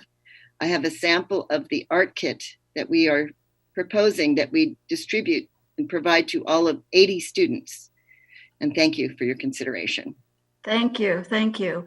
All right, we'll just jump right into questioning. Christine. Hi, Janet. What an exciting proposal. And I love that you're doing it at Clough Vista Park because that's a very special park to me in particular. I have a question about the sheet that you filled out with the matching donations. And you have their fees for park services, and you wrote $375. But then in the narrative, you talked about $750 permit fees. So I'm curious about that, and also whether or not you have contacted the city to see whether or not they would waive those fees. Because if we give you this money, it's robbing Peter to pay Paul, so to speak. So that's my question. So we did contact the city. And James Vega told us it would be $750. James Vega. James, so, there he is. However, we do intend, and as I said, one of our strategies will be to ask the city if they would waive that fee. So $375 represents half of $750. This is for 8 weeks on Saturday. Gotcha. We're optimistic that the Green Coalition will receive funding from the city. In the past, we've received $50,000 a year. This year, we opted to not ask for money because we were in the middle of doing our deep dive strategic planning and didn't have a specific project that we could actually provide a budget for in June. So I know that Kathy Nolan has spoken to Bill Wyrick about the possibility of us asking for funds mid-year. Right. And Bill can probably address that. Right. Well, I think for the purpose of the grant, I would hope the city would waive any kind of permit fee, because as I said, that's robbing Peter to pay Paul for us to give you a grant and then that money to go back to city for their permits. So we have a couple city people here who can make that happen. That's all I'm going to say. Thank you, Janet. It's a great proposal. So exciting. Thank you. I just want to add that when my brother designed the park and he put in the animal footprints and all the fauna and the flora footprints around Clough Vista, his intention was that school children would go to that park and do some kind of activity. So this just speaks to me. Thank you so much. It's the perfect location. And actually, I took a course with Lanny Coffer and Dr. James Adams, who wrote the book. And it was so, I couldn't believe this resource that was empty and not being really appreciated. It just seems like the perfect, especially given COVID, it's the outdoor classroom that we need. Mm-hmm. Thank you. Let's see, who did I see first? Linda and then Sammy. Linda and then Sammy. I have a quick question. It goes along with your art kit, I was hoping that maybe, I was just asking the question, if you're going to purchase that, I hope in Ojai. Well, you know, the Keeping the funds prices in Ojai, I would like to see that. of items of these kinds of things are drastically reduced. So we did shop around. The prices that we put for the grant were from Amazon, which were about at least 1/3 less than retail. We looked at Santa Barbara Art Essentials. They're a little bit more. We're open to negotiating with these things, but we did look for the lowest price. We tried to keep the budget to $40 a student. And again, at one point we thought we could share art materials, but in the age of COVID, we just kind of imagined kids putting it in their mouth, the parents getting freaked out. So we realized we really needed to have individual supplies for each of the students. Thank you. We've got more hands up. Can I ask a follow-up question? Okay, follow up real quick. My follow-up, okay, would be that I still think everybody's suffering from COVID. We have an art store in town, or several actually. Ben Franklin also carries things. I would hope that we could purchase those supplies locally. Well, and maybe they'd be willing to place an order, and match the Amazon price. I would hope that they would be willing to place a special order, because 80 art kits. Or you could call. Yeah. Okay. You could contact Ojai Creates and Ben Franklin's, both of them. This is a very specific journal, and the reason that we chose this is that it's landscape format, and it actually interleaves watercolor paper with sketch paper. So the intention is to teach to do a sketch in pencil, transfer it to a watercolor paper, and then be able to do watercolor. So there's several different skill sets that are addressed by this very small notebook. I don't know if you can see it that I'm holding in front of my face, but that it has the interleaves, and I think it would have to be special ordered. It's a Strathmore 400 product, but I ordered several different ones just to find what would be the ideal notebook for. And this little Sakura Japanese watercolor set, which has a watercolor pen that has a water reservoir, a sponge. So this actually goes together. So you could actually just refill it with your water bottle. But in other words, this could be done on their laps, sitting on, around the circle there. So hopefully it makes sense why we chose. Thank you. As carefully as we did. Thank you. Okay, Robin, question. Yeah, and this was my project, and I'm very excited about it as an avid hiker and someone who loves the park also, and bring the students to this. I just think it's brilliant.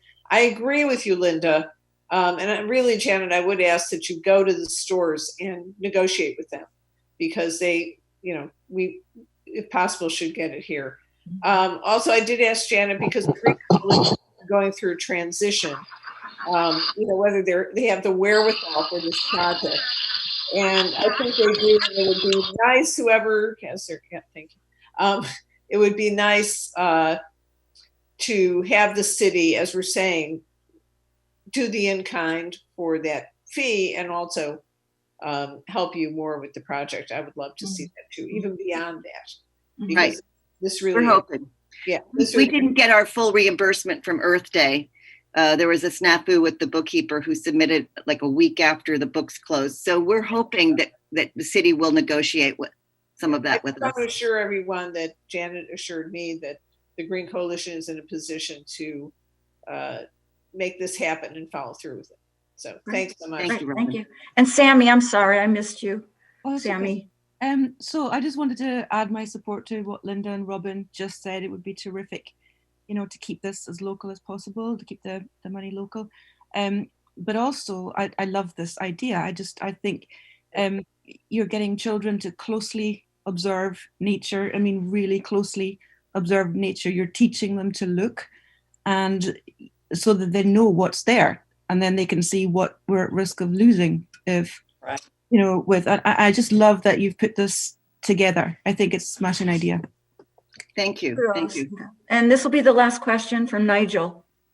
Fabulous. Yeah, I'd add my voice to that. I think local is very important, and Bill, I'm pretty certain that you'll be able to sort out that funding issue.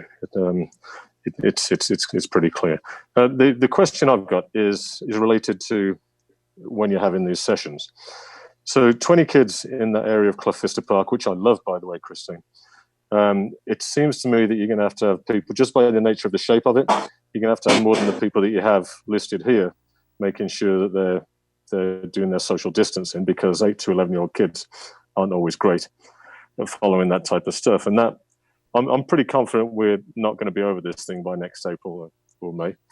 And so I presume that you have plenty of volunteers that are willing to put their masks on and herd these kids. I don't think we're going to have trouble actually getting people to volunteer. We've already committed, myself and Kathy Nolan, the president, both Kathy and I have done botanical illustrations ourselves and can support Vera, but also Ray Powers is going to videotape so that these lessons are available to the children. There will be Spanish translation and they can share it with their parents. So being able to have this be an online program that continues, that the kids will have their own art supplies, they'll be able to watch the reruns again or the video instruction. Hopefully it becomes a lifelong practice. Yeah, let's do it for grown-ups too. Yeah. Yeah, I can't draw a straight line with a ruler. I can't either. I'm for that. Yeah. Well, we actually would welcome the parents staying. We'd hope next they will. Next year, do it next year. I think there's a lot of potential. Carol Sutton-Shaw was helping me brainstorm about this afterwards when I was seeking the best instructor. She recommended Vera, as did Bernadette Di Prieto. So we talked to several different artists about who would be the ideal candidate to actually lead this class, and they all thought that Vera was the idea, and she was very excited and met with us about it. And so we feel really great about it, but we think that there's a lot more classes that we could offer in this program, that this would just be the initial offering. Thank you, Janet. Thank you for coming. Very, very exciting project. Very original. I love the incorporating the environmental awareness, and then with art. It's great. Thank you. Thank you very much for your consideration. Thank you. Thanks very much. Okay. And thank you. Okay, we have one more, you guys. Can we just, Louise, before you open it up to Peachtree, there's two things I'd like to say here.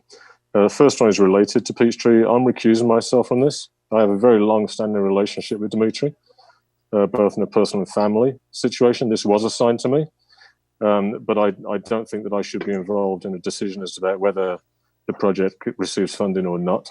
So I won't be making any comments on that. Secondly, with regard to the one that we just had, Ray and Vera had an issue last year on a different project that still hasn't been completed. And that was brought to our attention at an Arts Council meeting, Art Committee meeting last year, if you recall. So, and it wasn't particularly pleasant. So I think that's something that we have to be cognizant of, that apparently they're both on a project again. Well, I assume that they both know. I would assume that they both know. I don't know. I wouldn't make any assumptions on that. There were some pretty serious allegations. Well, we're not discussing or having any decisions today. We're just hearing, right? That's right. I'm just bringing it to your attention. Next month we'll get into details like that. Who had this project? Because maybe they can ask that question before November. Nigel. Oh, Robin, didn't you have this project? Yeah. Yeah. You could make sure that Vera Long and Ray Powers understand that they'll be working together, and is that copacetic? Because there was a problem. Marcy can fill you in. There was just an issue. Just want to make sure they know that they're both involved with this project. I thought it was Nigel's. Nigel had this. Are you saying I had this project? No, the Green Coalition one. That's the one I gave to you, Robin. We're still talking about the Green Coalition one. Oh, I'm sorry. That's okay. Okay. Mhm. All right. So Okay. and by the way, it's my 1 year anniversary. This meeting, by the way. Wow. Boy, Happy- time flies, huh? And I was out of the country last time as well. So Okay, I think we can bring in Dimitri. Yes, Thank you for and I actually received a message from him. Unfortunately, he had to leave. I think he might be out of the area, so he isn't able to join us any longer. For all that. Okay. Yeah. All right. Then that's it. So we move along. We've got more to cover. Can we talk about this though? Not now. Demetrius? Why don't we Next week. talk about it next month? Or if you have questions. I want to Yeah. make sure. I think you sent an email today because there was no fiscal receiver attached to this. Well, I think he's going to be his own fiscal receiver. That's from what I could figure out from his paperwork. He just didn't do a profit and loss statement for his Peachtree company. So we need to I find think out- he thought that the bank statement could be his profit and loss. No. That's what I think, but No. You have to get a legal opinion on that. I don't think a person can be their own fiscal receiver. That needs to be found out before November then. Just saying. Yeah. I don't think that's permitted, but I'm not the legal person here, but where's James? Yeah, James? we can. I can definitely go ahead and look into that and have an answer for us before the next meeting. I think it Okay. has to That'd be be great. qualified, what do you call it, 503C. He is a 501c3. The Peachtree He is? Yeah. Himself, a person can be that? Oh, I didn't know that. Wow. His company, Peachtree Theater Group, is a 501c3. So then we just need financial statements A because profit and loss, they and have that's, $100. I know, I emailed, Would not cover the cost. I of the- know, I emailed him that we need a profit and loss. A bank statement showing $100 balance is not a profit and loss statement. So I'm on it. Oh, Okay. thank you. Thank you so much, Stephen. One of the things I was going to go ahead and note if there were any questions, I'm happy to go ahead and relay those to Dimitri from any of the commissioners. Yeah, I did. I think I copied you on that email to Dimitri. You did, yes. Luis, okay. All right, I want to get going with the paint box project because Richard Amond has probably been waiting and waiting. And I know Cynthia is so excited to see this. Well, we're back on track now. We're back on track now. So I'll give it to Okay. you, Christine. Okay. I'm going to make this as short as I can. Some of you are new and you may not know the history of the paint box project, but we started this project well over a year ago. And the reason we decided on this particular project was because we knew that we could do it for a smaller chunk of change than a very large project. And we are reserving the money in the Public Art Fund for when the Playhouse is sold, because that has been already by former commission designated as a project for us, and it's going to cost a huge chunk of change. And by the way, it was just sold, so we're on the right track. But in the meantime, we selected this smaller project to go forward so that we could save that money in the Public Art Fund for the big project that now is in front of us.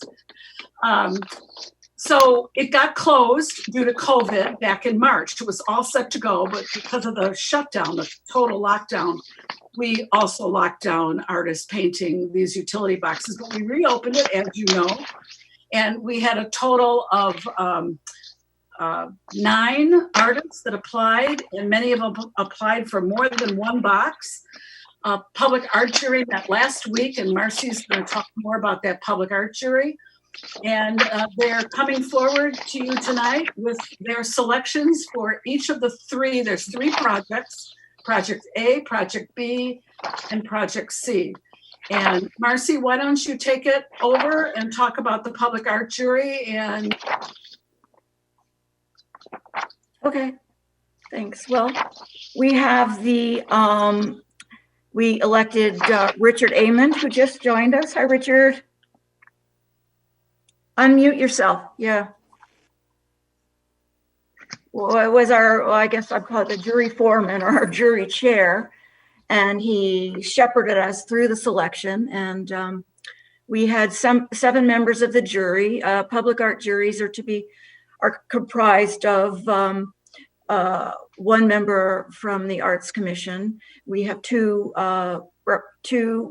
public art experts, two members of community at large, one member who's from the Planning Commission, and then I think two members of the public at large. Anyway, 7 of us. So it was Cynthia Wyrick and Barbara Hirsch and Richard Hammond, Wendy Barker. Who else did we have? Cynthia Wyrick, Barbara Hirsch, Dale Hansen. Dale Hansen, yeah. And and the Planning Commission member. Oh, Kathy Nolan. Kathy Nolan, thank you. Yeah, Kathy Nolan. So anyway, we met and we reviewed. Each project had at least 2 or 3 submissions from different artists, and some artists submitted for more than one project. And we were pretty much, we kind of zeroed in on the ones that we liked right away. We considered just the artistic merit of it, and then the appropriateness of the art for the particular spot it was in, and then also just the general appeal of the art piece, the aesthetics of the art piece, and kind of how well they kind of work together. Even though these projects aren't side by side, still there will be new things to look at in the town, and we felt like they all kind of sat well together. There wasn't one that was just so out there that it was remarkable from the others, or more stronger than the others in terms of, controversy. Anyway, I'm going to let Richard continue the discussion about the pieces that we selected, and if he has any other thoughts that he wanted to add about the process and our selections. Thank you. It was really interesting because, first of all, I really appreciate everything that the Arts Commission does. My wife Susan was chair of the Arts Commission for 14 years. Your work is really important. I'm really always impressed by what goes on with the Arts Commission and how you steward the arts in Ojai. And this project it seems like it's the start of a larger project, which is great. This is almost like the demonstration phase. The group who juried, we all knew each other.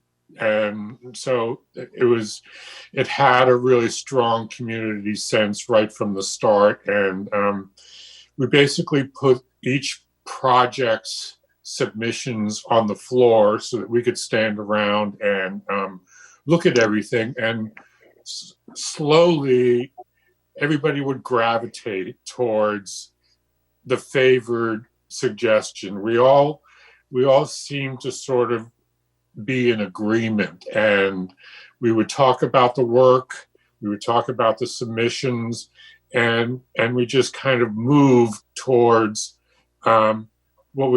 there's 3 projects here, but we really we were unanimous in the choices that we made, right from the, as we looked at it, we zoomed in on the pieces that we liked a lot, that seemed really appropriate for Ojai, appropriate for this idea of enhancing and promoting the idea of Ojai. So I'm sort of proud of the job we did, and it was a great group of people to work with. So is it now drum roll time?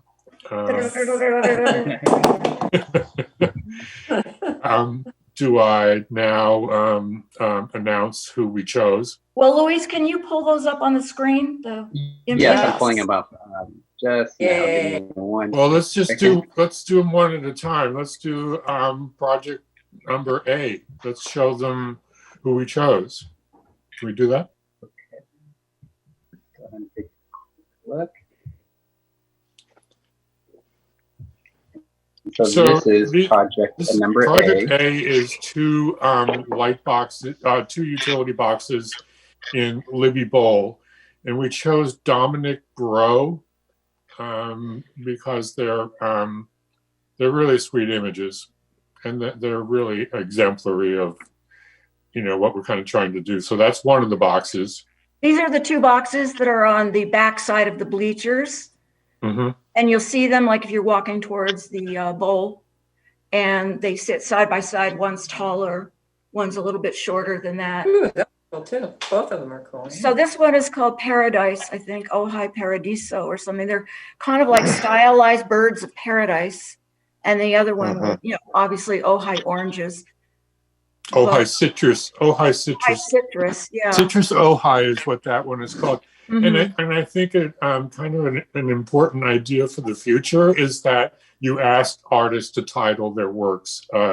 Dominic's is the only piece that's basically came with titles, and it's helpful. It's helpful to know what the real name of the piece is. So that's the first one that the jury recommends. Those two right together. Is that the front and the back, or is that one piece? So that's, it's two boxes. That's how it wraps around. Okay. Yeah, art front only, back not visible. So It's like a shorter box and then a taller box. So I think this is the shorter box. Correct. And then scroll back up and show the taller box.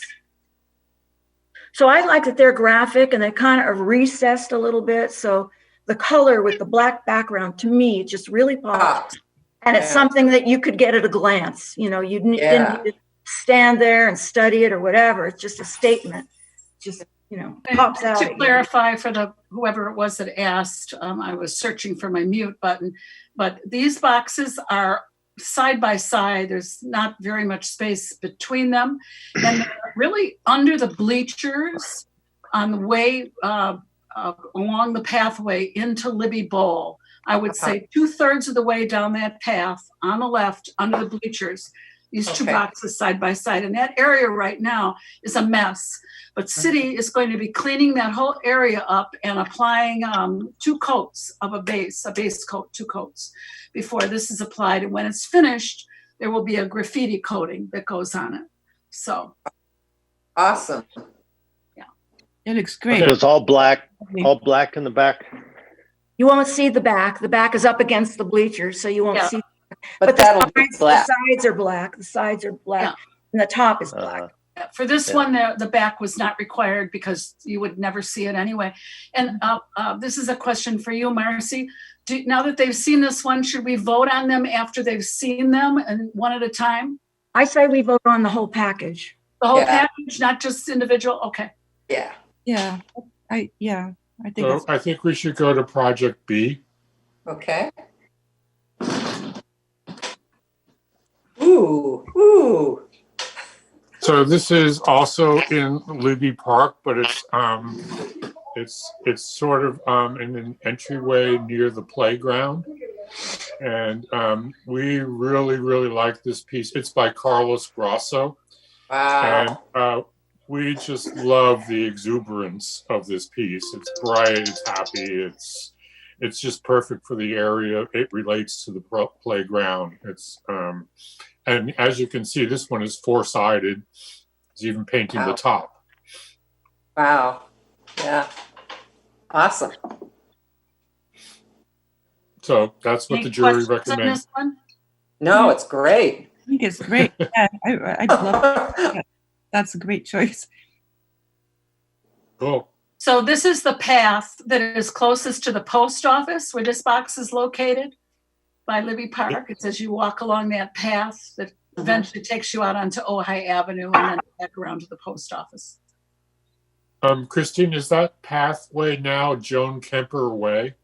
No, that's the one No, by the that pathway is all the way over, much closer to where the band shell is, and it's a path that leads that's right, across from the Art Center. Ostrom's Bridge, all the way down the side of the Art Center. Right, got it. Connects the two, Art Center and Libby Park. That was just dedicated. So, so then Project C. Ooh. This is This is on Ventura Street. It's just off of Ojai Avenue. It's, you can see this one is four-sided also. So it's kind of on the west side of the Oaks of Ojai. And this is by Leslie Marcus. Beautiful. Yeah, it doesn't really have a title, but it's kind of a Chief Peak, Topas, and Poppies. So, I mean, we just thought it's fun and it's uplifting and it's, all the things that we sort of want this project to be about. Because, I mean, we can't just really pick, random stuff or something because it's super contemporary or anything like that. This is all part of the fabric of our community, and that's what we're aiming for here with the start with these three boxes. And maybe this will continue on to another level. And and I think that Leslie she's kind of, I think it's cool that this is her work because she's been a voice in Ojai. She's been visible, and it's, to me, it almost feels like we're rewarding her with this project. And I kind of felt the same way about Carlos's too. And the first one I really liked, but I don't know that artist at all. So I'm really happy that we picked Leslie's work. Again, it was the group. We just all zeroed in on the same thing. There was really not much. There was never kind of like, well, this got 3 votes and this got 4 votes. It was always like 7 votes. So that's kind of how the jury worked. So those are our recommendations: Leslie Marcus, Carlos Grasso, and Dominic Burrow. I love the colors. I think the colors are so strong. I think they're terrific. Yeah. Does anybody have any questions? We should ask questions before we take it to a vote. And while Richard is here and Marcy is here from the Public Art Jury. Can I say something? Absolutely. It's not a question, really. Yes. I'm just blown away. It really, I was not, from the beginning of this project, I was not all gung-ho about it. I wondered how it was going to go. You guys did an awesome job. The jury looks like it had a good time doing it, and I'm just blown away. It's really beautiful. Thank you. Good job. Yes, thank you. Thank you. Thank you. Is there anything to prevent this particular jury from being reassembled the next time? Well, each time, let me just clarify that, because we don't want to say something like that, I don't think. When we have a project, we ask all 7 arts commissioners to nominate people for a public art jury. And then someone from the public art committee calls and finds out who's interested, who's willing to serve, who's available. And then we bring that back to the arts. Yeah, that's how we did it. Right. Yeah, we bring that back to the arts commission. That's what we did this time, but many of you weren't there for this. And you all have a voice in saying who's going to sit on that public art jury. And it probably behooves us not to always have the same people, because the idea is public art jury, that we want to involve as many of the publics as possible each time, so they feel some ownership of these projects.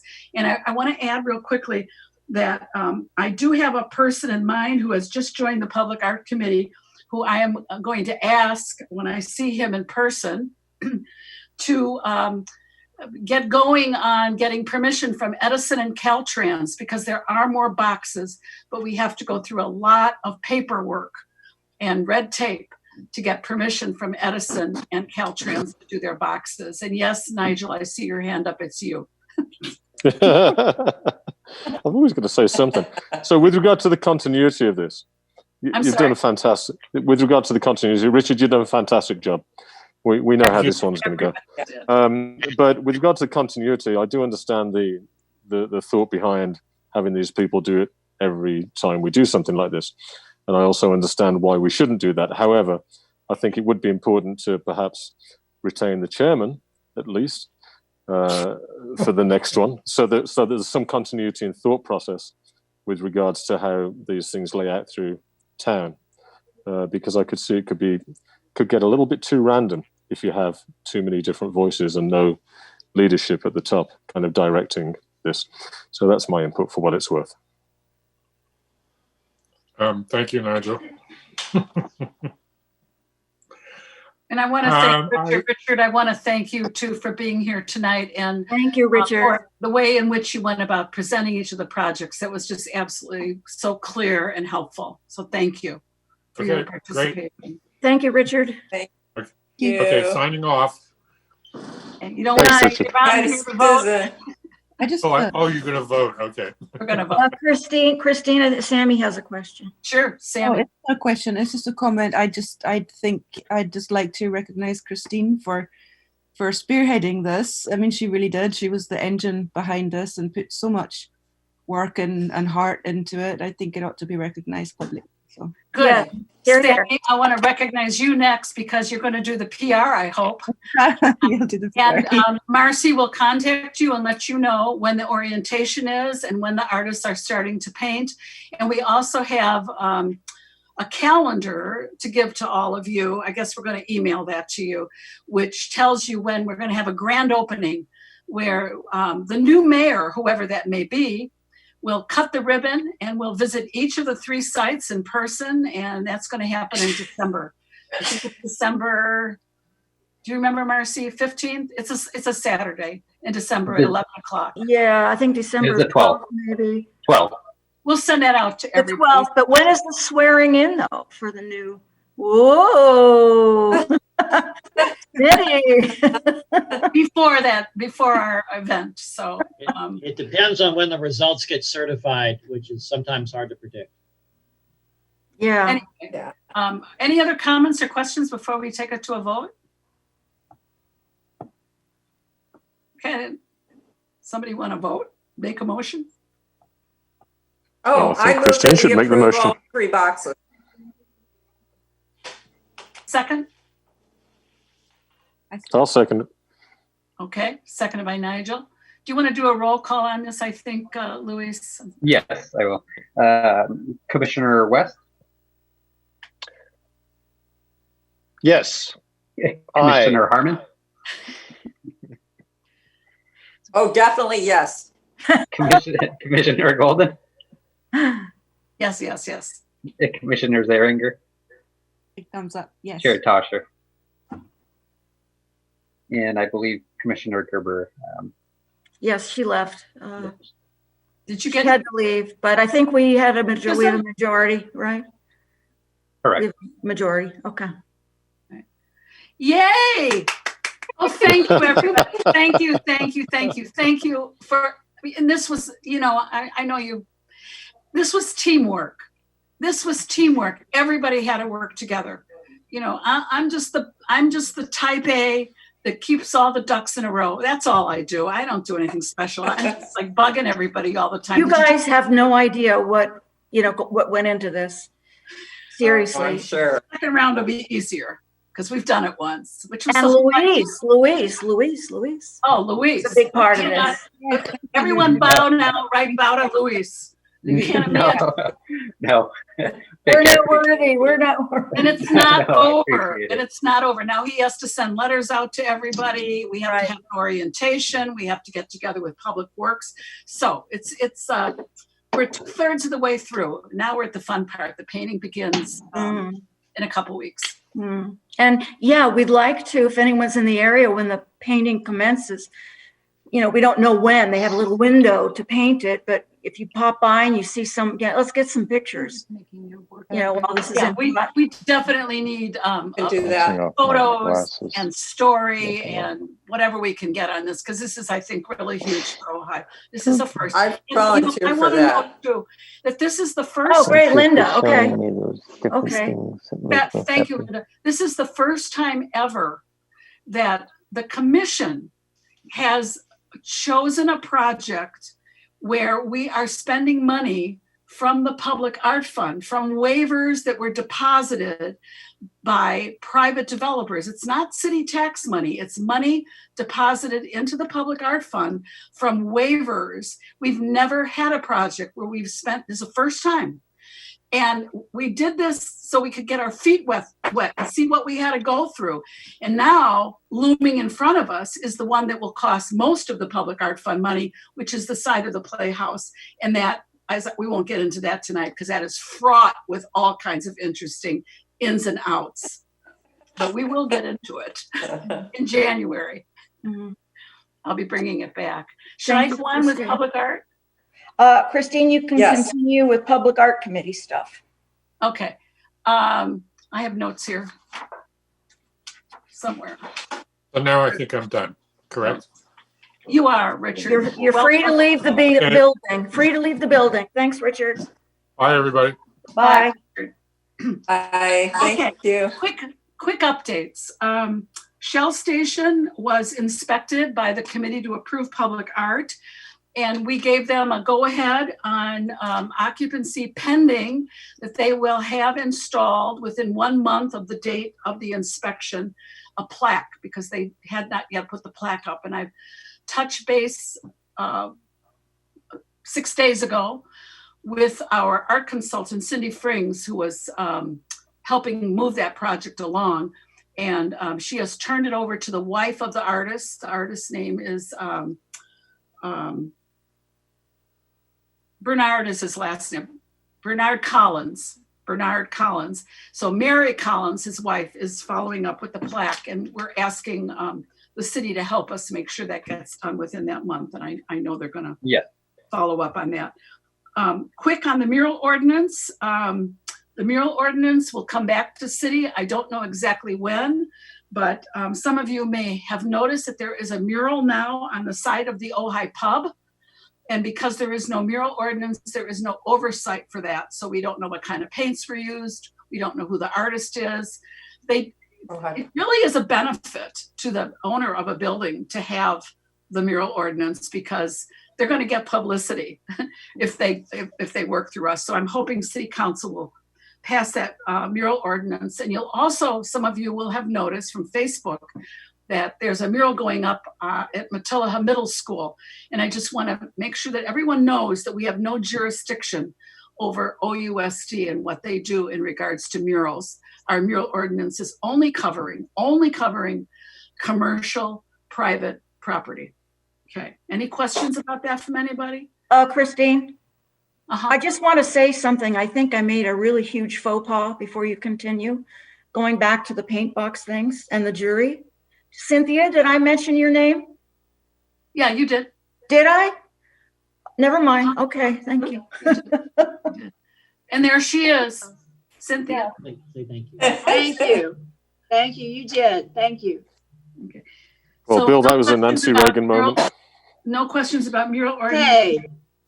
I want to move on then to the ordinance language changes, which right now we're waiting for 30 days to lapse before they're officially become the ordinance of record. And once that happens, guess what, Luis? You and I will be working on revising, which we voted on last month, that you gave permission to the Public Art Committee to work on revising the developer's handbook. And my hope is that by January, you will all get a new and correct copy of the developer's handbook, along with maybe a handbook for the Arts Commission. That's what I'm hoping, but we'll see what happens.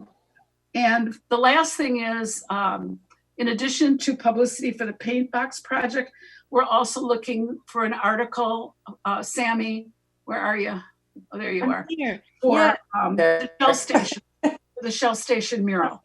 Do you want me to wait until the I plaque? can't hear you. What? Do you want me to wait until the plaque is up? I've got it ready to go, and I have to. Oh, you don't have to wait for the plaque to be up.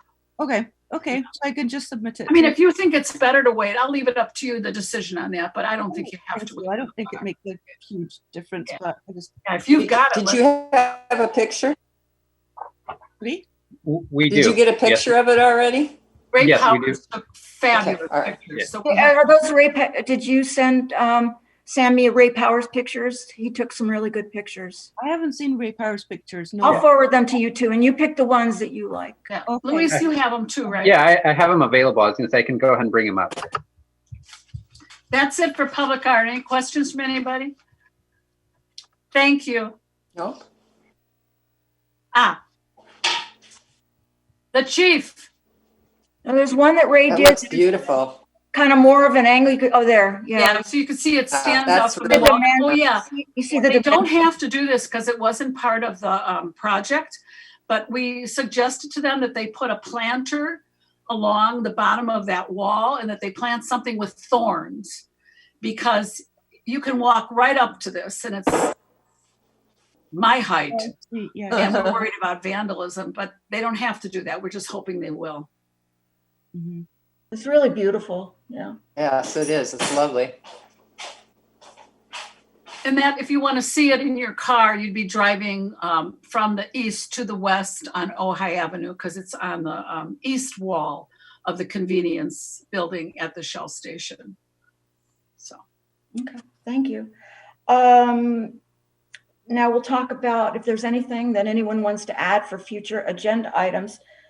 Next month, we will be discussing grants again and dividing up the money. So that could take some time.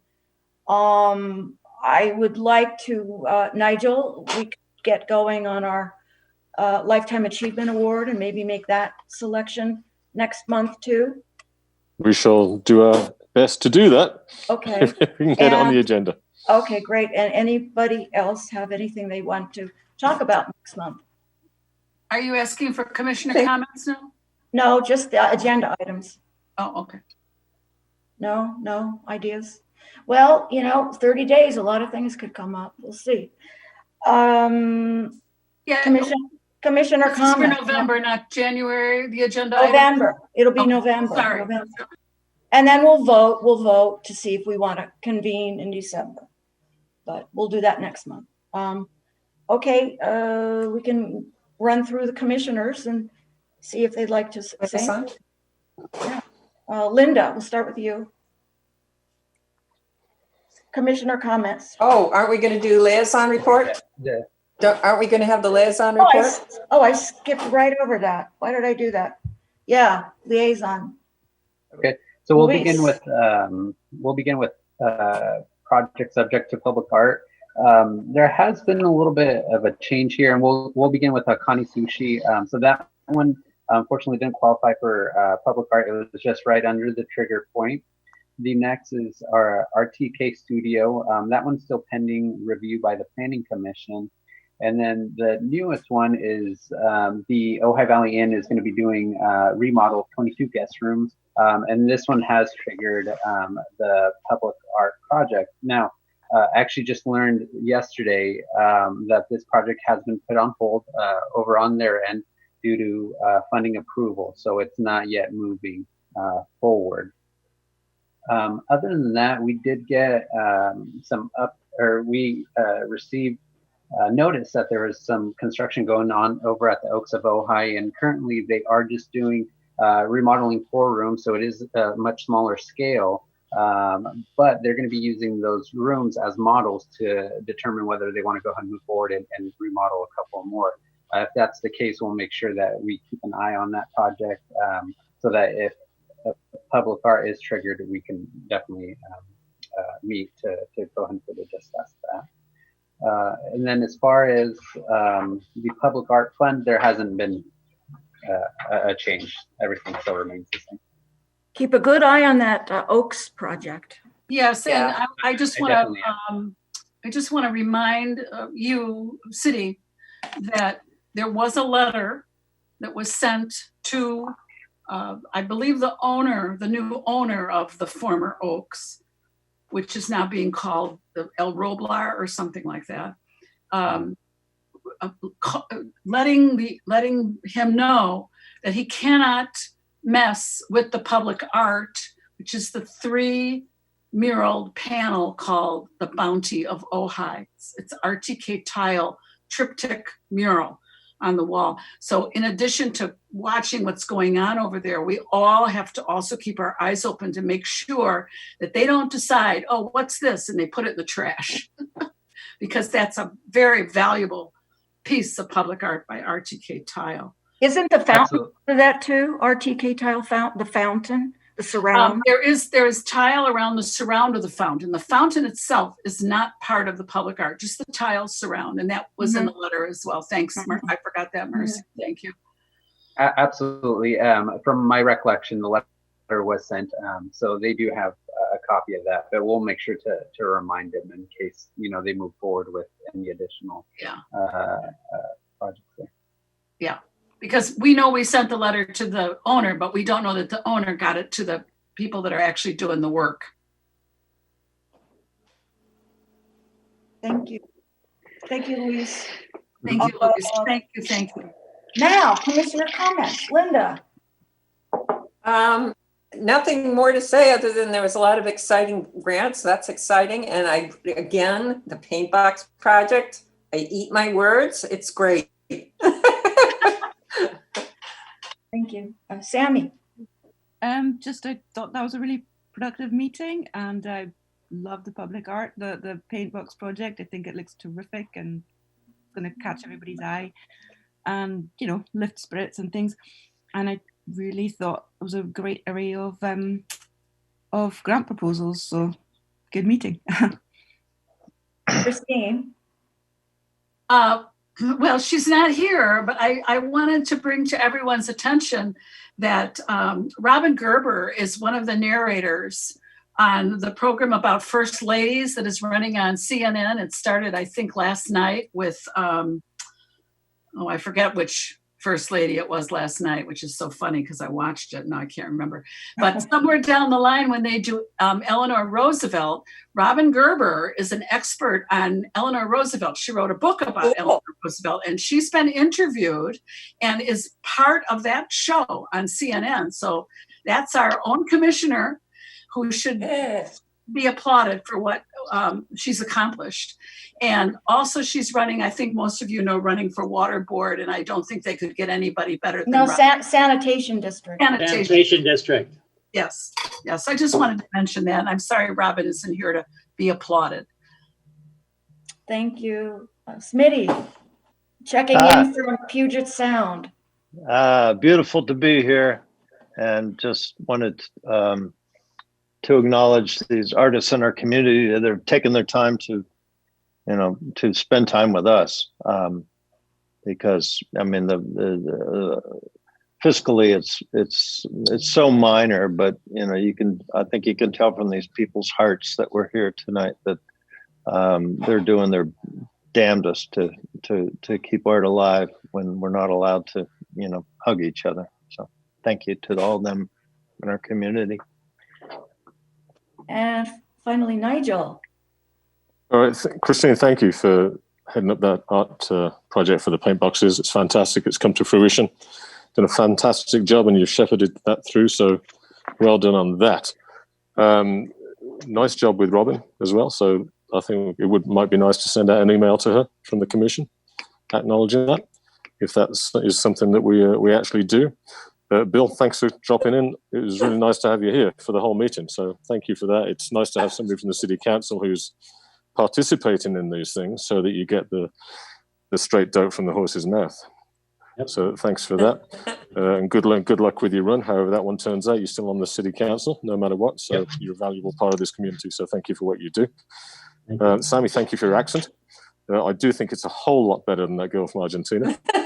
And, it was nice to see Julia for a moment there in Smithy's camera.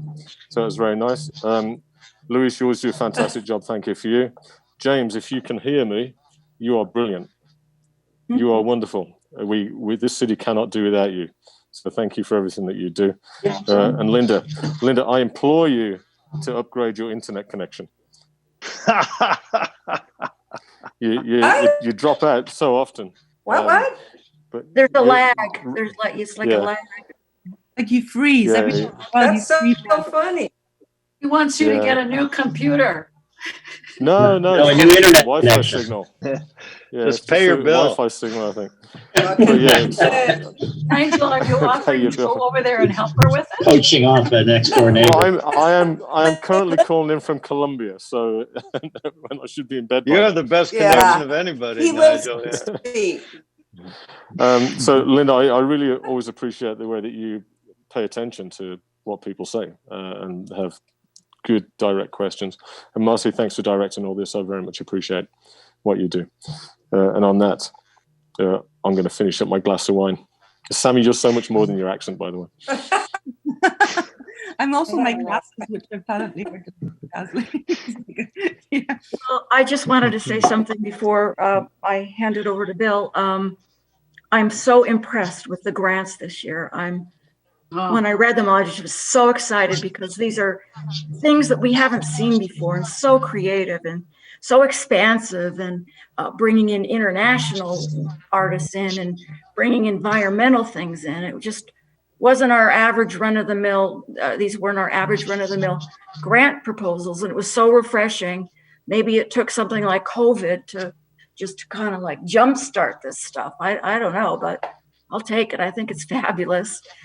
And I think that the Arts Commission, we all should be very proud that we will have seen to fruition our first public art project presented to you, compliments of the Arts Commission. So that's something for all of us to be proud of, and let it be the beginning of many more things that we do together like that. Now the floor is yours, Bill Wyrick. Really quick, just have you know, I was in suspense. Cynthia's made sure I didn't know anything about Good girl, yeah. what I was going to say. But once again, exceeding expectations. I'm kind of blown away. Everything. Once again, constantly impressed, and great job. And I got to tell you, to be able, in the midst of this virus thing, to be making such great strides. I mean, to be able to take that step in terms of restoration of Stewart Creek, and in terms of a significant path-breaking habitat restoration, to see what you guys are doing, your first ever work with the Arts Commission. I just applaud you. It's just wonderful, and congratulations. Thank you. Thank you, Bill. Thank you. And hey, Cynthia, thank you for being on the jury. Thank you. I loved it. It was fun. It was fun. It was really good. It was really fun. We had Thank good you, synergy. Cynthia. That jury had good synergy. Yes. Not Absolutely. not a clunker amongst us. Anyway, with that, I'm adjourning the meeting, and thank you, everyone. Thank you. Thank Lot you. done Thank you. tonight. Thank you. Everybody Thank you. stay safe. Louise, thank you. Jane, Everybody.